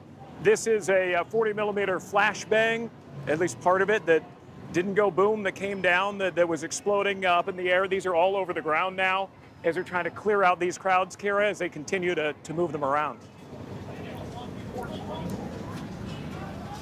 Okay, Alex, go ahead. Stay on the sidewalk to help out. Sure. Okay, Alex, are you still connected to me? No, go ahead, Kira. Okay, yes. All right. So I can hear you, Kira. Gotcha. So I want to make sure that you don't get in trouble. I see that the LAPD is asking the press to stay behind them right now. And we were trying to figure out earlier what had incited the crowd there. We see reports that some of the protesters were throwing bottles, throwing rocks at law enforcement. Okay, Alex, stay with me. We're going to move over to our Matt Gutman now. He's in a different part of downtown LA there. This is scenes from what it was like when a little earlier with our Matt Gutman. Yes, Matt, go ahead. I don't know where to go. This way, go. So, Kira, just about to be whacked by an officer, but he kindly desisted from hitting me. We're trying to move back from the skirmish line. I'm going to have Greg, our cameraman, pivot around. So what they've just done is they've pushed forward with the mounted officers you see right there. They pushed everybody back. That was that skirmish scene we were seeing where protesters were throwing back the smoke canisters, and there was a lot of whatever that was, some sort of peppery chemical agent that was used, and the 40 millimeter sponge projectiles that were being fired, and they just sort of are starting to surround the protesters that you see here. And I think that's the hardcore that they're trying to get around. And as Alex mentioned, what they're trying to do is just push people out of the streets. It's still a couple of hours until curfew, and you can see another skirmish line forming right there, officers running across the street on the other side of this block. They're trying to control the city right now, block by block. You see the mounted police moving again, and I have to say, when they move, it is massively imposing and also very, very quick. They move faster than most people can walk. People get tripped up by it, and you see this woman right in front of the officers right now. I don't know if you can see, she's got her arms wide out in front of her, taunting them, sort of. They've just taken someone down. They've taken, you can see the. There's an elderly lady inside of there. I don't know if you can hear that. She's got her hands up. Hey! Don't touch him! Nobody touched anybody, officer. Hey, nobody touched anybody. You guys, you're literally here. You're on camera. We have nobody touched anybody. No, I didn't. You're on TV, and now you're pushing me on live television. All right, we didn't touch anybody. You know that's true. You're okay. Thank you. I got it. So you can see, obviously, tensions are extremely high here. Yes, because you touched the officer. Don't touch the officer. We have video testimony. Nobody touched an officer. Okay. Obviously, massively high tensions here. These folks are tired. They are also hot. It's a long day, and it's been a long week. We clearly didn't touch the officers. You're on live television, sir. Yes, you did. We were live on the air. Thank you so much. We will stay back. We appreciate what you're doing here. Tensions are high. That was a moment that we haven't experienced very often here. I think that there has been respect between the media and law enforcement here. We have kept our distance and have tried to let them do their job as best they can, but obviously tension's still very high here as they continue to move people back. And we'll send it back to you, Kira. Got it, Matt. And you were making me a little nervous there as I was looking at messages here that the LAPD was putting out, Matt. I want to stay with you, stay with these scenes. So it looks like LAPD Central Division is putting out notes, posting on X that Temple and Spring, which I believe you're right off Temple. Is that right, Matt? No, we're actually on Main and First Street. You've moved to Main. Okay, I guess it was earlier today. Yeah, we have. That's correct. Okay, they were just saying that people in the crowd were throwing concrete, throwing rocks, bottles, commercial-grade fireworks at the officers. Yeah. So clearly, as you pointed out, they're on edge and have to try and keep things calm. And I'm glad that you were able to diffuse that situation as they're just trying to figure out what to do here. Clearly, 7 minutes before curfew, it looks like things are starting to settle. As we know, Matt, once curfew hits, arrests are going to be made. So does it look like things are starting to calm down now? I mean, I think, Kira, what is clearly happening is that the LAPD has pushed, and the Sheriff's Department has pushed people back. They've created a multi-block perimeter. You see, traffic is now open, right? They're not still in the streets, but traffic is now moving freely for the first time in probably 7 hours here, down Main Street, down through to the highway. They've opened this part of the city back up, and I think it's important to remind folks at home that the curfew that we've been talking about for a number of days now is not for the entirety of Los Angeles. It's not even for the entirety of downtown. It's for about a 10-block area of downtown, around the federal building complex, around City Hall, and this area here, down to the Federal Detention Center. So we're just talking about a small section that they've been trying to control at night in order not to prevent people from protesting, but to prevent vandalism and looting. That has been their major concern. And just to note, we've seen a massive amount of graffiti all over the past number of days. A lot of it has been cleaned up, so they want to prevent people from coming back and spray painting it again, and just trying to keep a semblance of normalcy here while allowing people to protest and exercise their First Amendment rights as well, Kira. Forgive me, Matt, because all of us here have been operating clearly on East Coast time. You're on the West Coast, so curfew is actually not for another 3 hours. Yes, as we approach 9 p.m., you're still approaching 6 p.m., which means 3 more hours until curfew, correct? Yes. We all get confused because of the East Coast, West Coast thing, but yeah, it's really after dark. That's when they're trying to maintain control here. It is after dark, so we do have a couple of hours before that happens. And again, there are many, many hundreds of officers in the streets, probably close to 1,000, if not more of it today, probably more than that. And by the way, in New York, there were 34,000 NYPD officials trying to enforce the peace. So law enforcement out all across the country today in enormous numbers. I think this is probably the greatest kind of disturbance that we've seen anywhere today is here in Los Angeles, where, again, tensions have been high, not just today, but for days on end in the city because of the Trump administration's crackdown on immigration.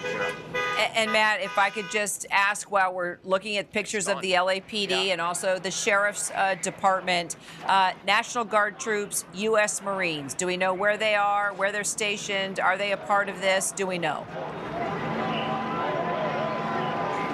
They are not an actual part of the enforcement of crowd control in the streets that we have seen. We have seen them at federal buildings, and we have seen them not step foot outside of the federal building during these tensions as those protests were happening. I have not seen them interact with protesters beyond creating a barricade and preventing them from going in. And I think that was the Division of Labor that's sorry, I don't know if you can hear me, but that was the Division of Labor that is sort of being enforced here, that the LAPD and the sheriffs control the streets, and it's the federal forces of California National Guard and the Marines and others who are ensuring that nothing happens to those federal buildings. And by the way, there's Alex Stone, who you've been watching, who just got pushed back from the crowd. That's Kira. Hey, I guess you guys got pushed back. Like everybody when we else. were on just a moment ago, we were being told to stay with them, and then the next group came in and said, "You can't be here. You got to." So they're pushing us back. There's right been now. a lot of that right now. So officers so they're pushing us back right now. Kind of pushing not just everybody, but journalists. There's a lot of they want us back. Tension Push you in this second. and a bit of confusion here about where the actual perimeters are and where law enforcement wants the public to be. Craig, there's a step behind you, so be careful. And that's where we are right now. Again, I have to say that before this skirmish broke out a couple of hours ago, our team, who's listening very intently at the skirmish line, right where the LAPD was interfacing with the protesters, we did not hear the words unlawful assembly. We did not hear in any way the LAPD warn people that they were about to push everybody out of the way. But right now, it seems pretty calm here, Kira. Okay, got it. All right, Matt Gutman there on the streets of LA, also with our Alex Stone. That is the streets of LA, a story that we have been following since last week when those ICE raids took place in Los Angeles. That's when protesters gathered. Those protests started to grow every day. They were calm for the most part. Today, apparently, according to notes from the mayor's office and also the LAPD, while the mayor was asking for the protests to stay calm, the LAPD putting out there that protesters were throwing things at officers like concrete and bottles and rocks, and that it agitated things. And 5 hours of peaceful protest today turned into a lot of pepper spray and tear gas and flashbangs. And the sheriff's office was pulled in alongside the LAPD. We saw the mounted unit come in to deal with the crowd control. Looks like the National Guard, members of the California National Guard are keeping peace there in front of City Hall and the federal buildings. We also know that the U.S. Marines are there, and there's a wider shot, as you can see, of downtown L.A. And at this point, things seem to be calming down. Now, another story that's been breaking tonight is in Israel. Another story we've been covering over the past 3 days, and that was Israel's launch of missiles into Iran and Iran retaliating.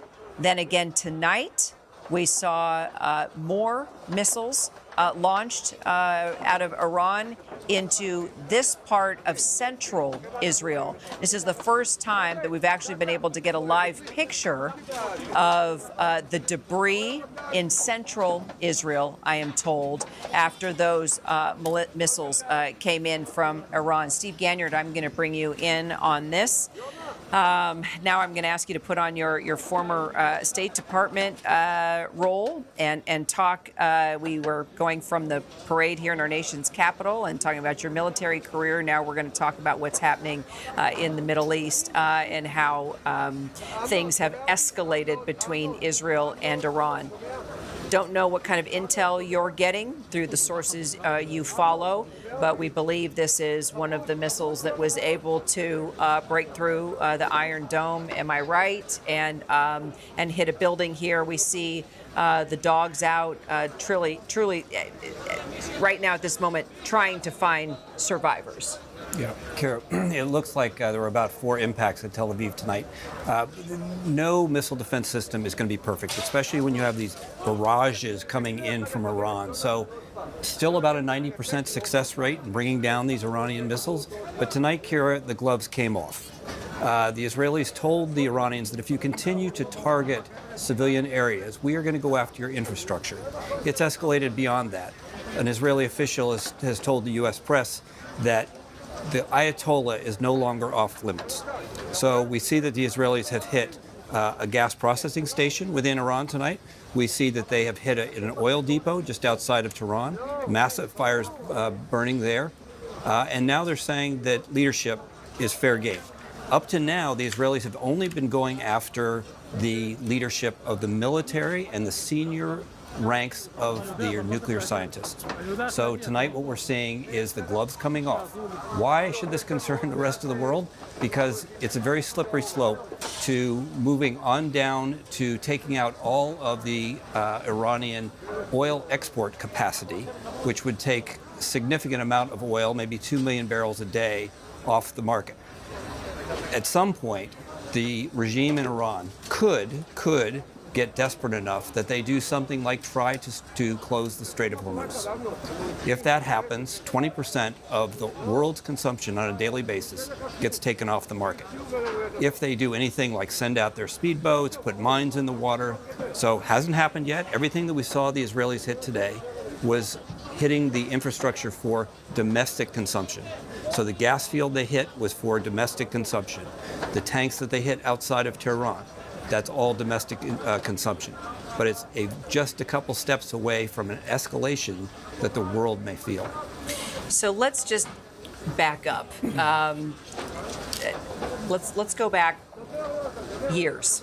And the United States trying to deal with Iran diplomatically. And these nuclear facilities have always been a concern on behalf of the United States and on behalf of Israel. A lot of back and forth. There were sanctions put in place. There were talks of negotiations, peace deals. I'm just putting it all in very short form here over many, many years.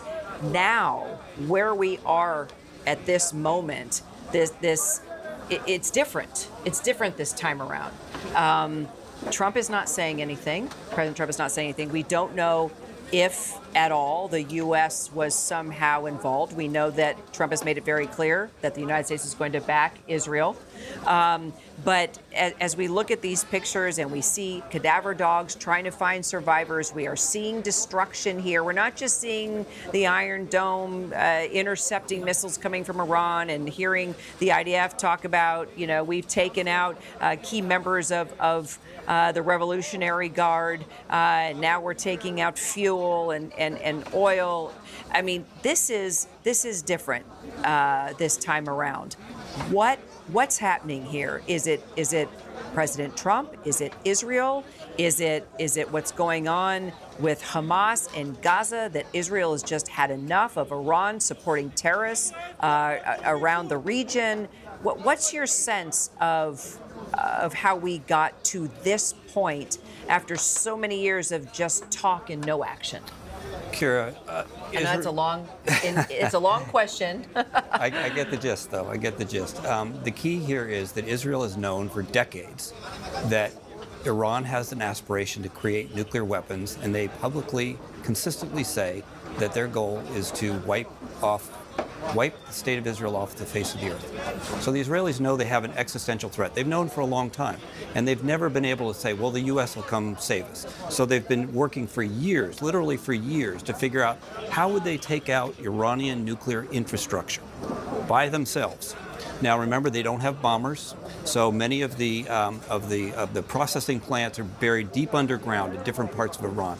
You need bombers that only the United States has to drop the kind of ordnance that gets down layers, hundreds of feet underground to get at those processing plants. So the Israelis are having to be a little more creative. They have ways to get down deep into the earth, but they're having to be a little more creative at this point, and they're being very deliberate in what they're doing. Let's talk about how they brought the drones over enemy territory and built that secret base inside Iran and unleashed those drones in that initial attack. Mossad owns the Iranians right now. You think about what the Mossad has done in terms of intelligence to be able to target all 9 of the most senior Iranian military officials and all of the senior scientists who are working on their nuclear weapons program and take them out within the first minutes. We saw those pictures. It was individual rooms that they were able to target. Now think about the human intelligence that was required to say, this general lives in this building, on this floor, and this is their apartment. To be able to do that is just extraordinary, and it has to shake the Iranians, knowing that the Israelis are able to operate so freely inside of Iran. And to your point, they were able to create these bases where they had drones that helped take out some of the air defense systems around Tehran before Israeli jets were even starting their first attack routes. So when you're living in the enemy's territory, and this is a bit different from what Ukraine did. Ukraine was very the initiative there to be able to take these trucks in and have the drones pop off. These are actual Israeli intelligence operatives inside bad guy territory working with impunity to start the raids that we have seen that have led to what's going on tonight. And while we look at these live pictures where they are searching survivors right now, where Iran did hit targets inside Israel, let's take it to the White House. Our senior White House correspondent, Selena Wang. Selena, it wouldn't have been clearly appropriate for the president to mention anything about what's happening here in the place that he was, celebrating the Army's 250-year celebration there on the parade route. But we haven't heard from him. We haven't heard from him when the initial attack happened. We didn't hear anything yesterday. And so far, we haven't heard anything out of the White House today. Yeah, I mean, this is the first time we've seen the president on camera since Thursday. And the president, Thursday morning, he gave a call to a flurry of reporters and really seemed to shift his tone on this. I had actually asked the president about imminent Israeli strikes shortly before they happened. And at the time, the president was warning Israel not to do this, saying that this would derail those ongoing U.S.-Iranian nuclear negotiations, making it very clear that he wanted a diplomatic solution. And in fact, the scheduled meeting, Kira, between U.S. and Iranian officials for another round of nuclear talks has actually been canceled. That was scheduled actually for tomorrow in Oman, so that is no longer happening. But the president, since then on Thursday, he had changed his tune, calling those initial Israeli strikes excellent, saying that Iran got hit hard. They had a chance to make a deal. They didn't take it. But to your point, we haven't heard from the president in several days since that initial wave of strikes. But U.S. officials have confirmed that the president has made calls to several world leaders, including to Israeli Prime Minister Netanyahu. And while the U.S. did not get itself involved militarily in that initial wave of attacks, the U.S. has been helping Israel to defend itself, helping to shoot down those missiles, again, helping to defend a U.S. ally, but still huge questions here about what this all means moving forward. And I just want to point out one notable call that the president had, which is with Russia's Vladimir Putin. The president posted on social media just hours before that military parade began that he and Putin spoke to each other, that Putin wished him a happy birthday. They also spoke about the conflict in the Middle East. And according to Russian state media, Putin offered to mediate the conflict between Israel and Iran. So, Selena, actually, Steve, I want to bring you in on this. Selena, stay with me, if you will. But, Steve, it's 4 a.m. I know we are waiting to hear from our Marcus Moore, who was within the shelter there in the basement of his hotel. Guys, let me know if we're able to connect with him. But these live pictures, Steve, out of Tel Aviv, 4:10 a.m.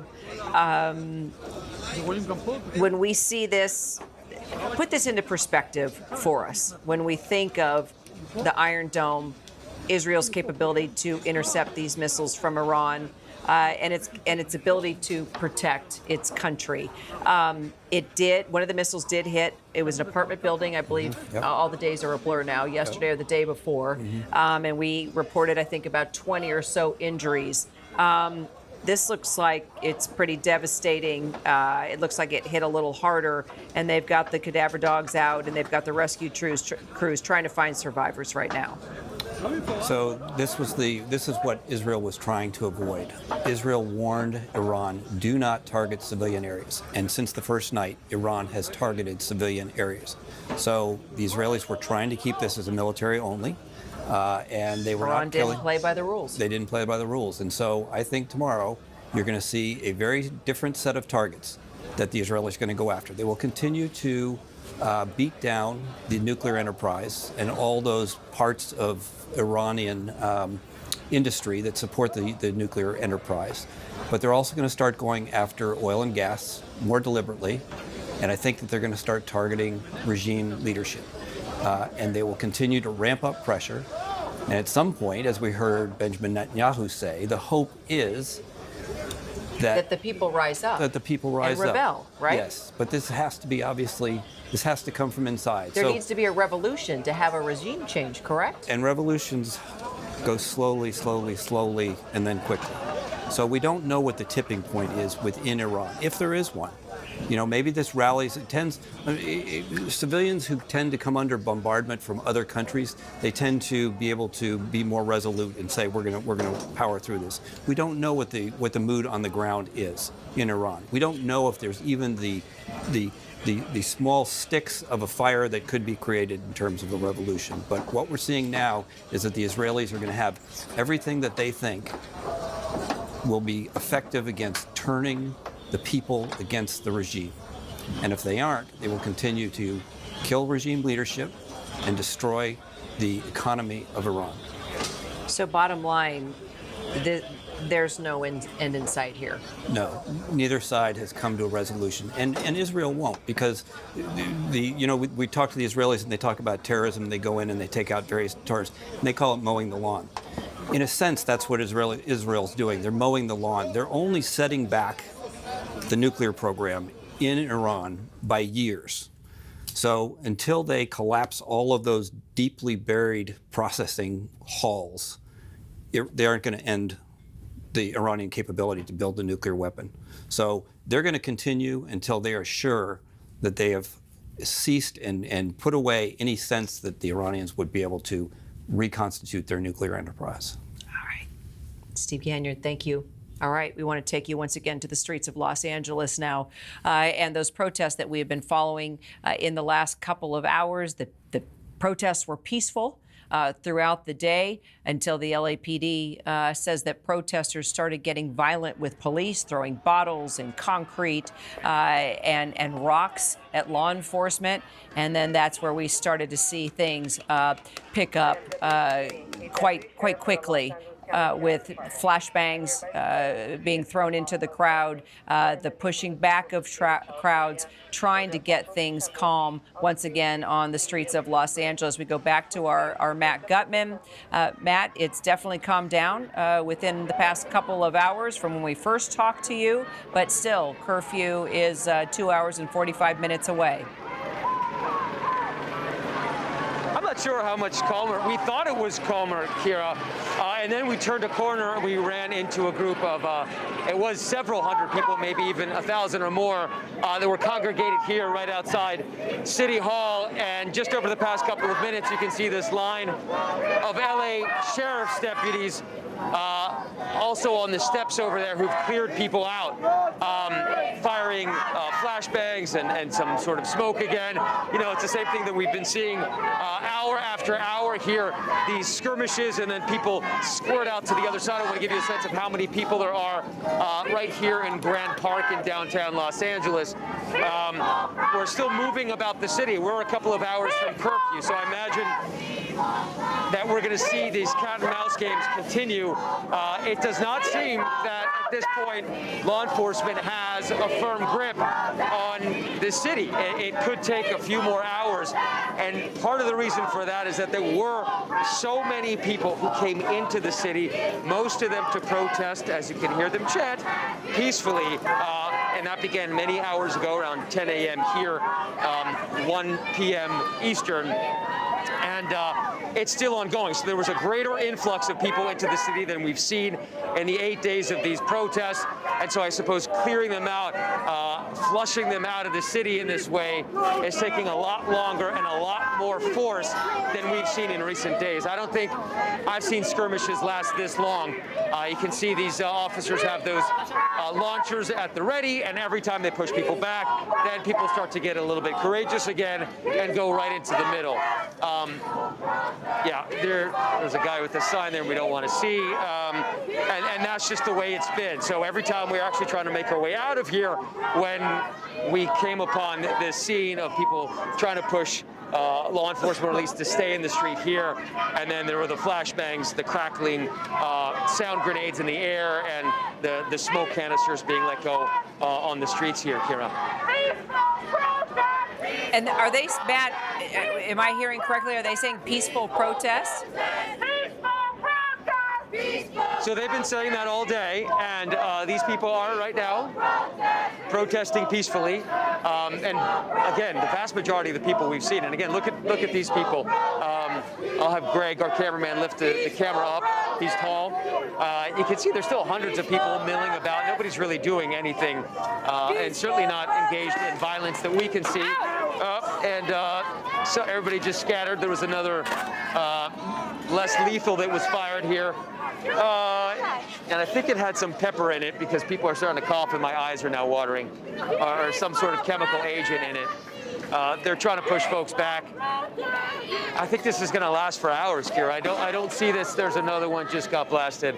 I don't see this ending, and I don't know how many people the LAPD has detained at this point. We've seen several with our own eyes. I don't know how many people have been hurt, but clearly some people have been. There are these sort of makeshift field medics out here that you see every once in a while trying to help people out. But yeah, I think this is going to last for hours to come, and even past curfew, Kira. All right, Matt Kapman, sure appreciate the reporting you've been bringing to us throughout the day. Please look after yourself. We'll stay in close touch as we monitor what's happening there on the streets of L.A. Ann Flaherty, I want to bring you in, as you've been following this, of course, since it all started a week ago. Depending on where you look throughout Los Angeles, there are some parts clearly that are more active than others. These live pictures that we see here where people are gathering in the street, cars passing by. You don't see a lot of police activity here versus where Matt is. But we should point out that right now what we're seeing is happening in a small area within downtown Los Angeles. There have been protests in other parts of the country as well. They have been peaceful thus far as people protest these immigration raids that have been happening, these ICE raids that have been happening across the country.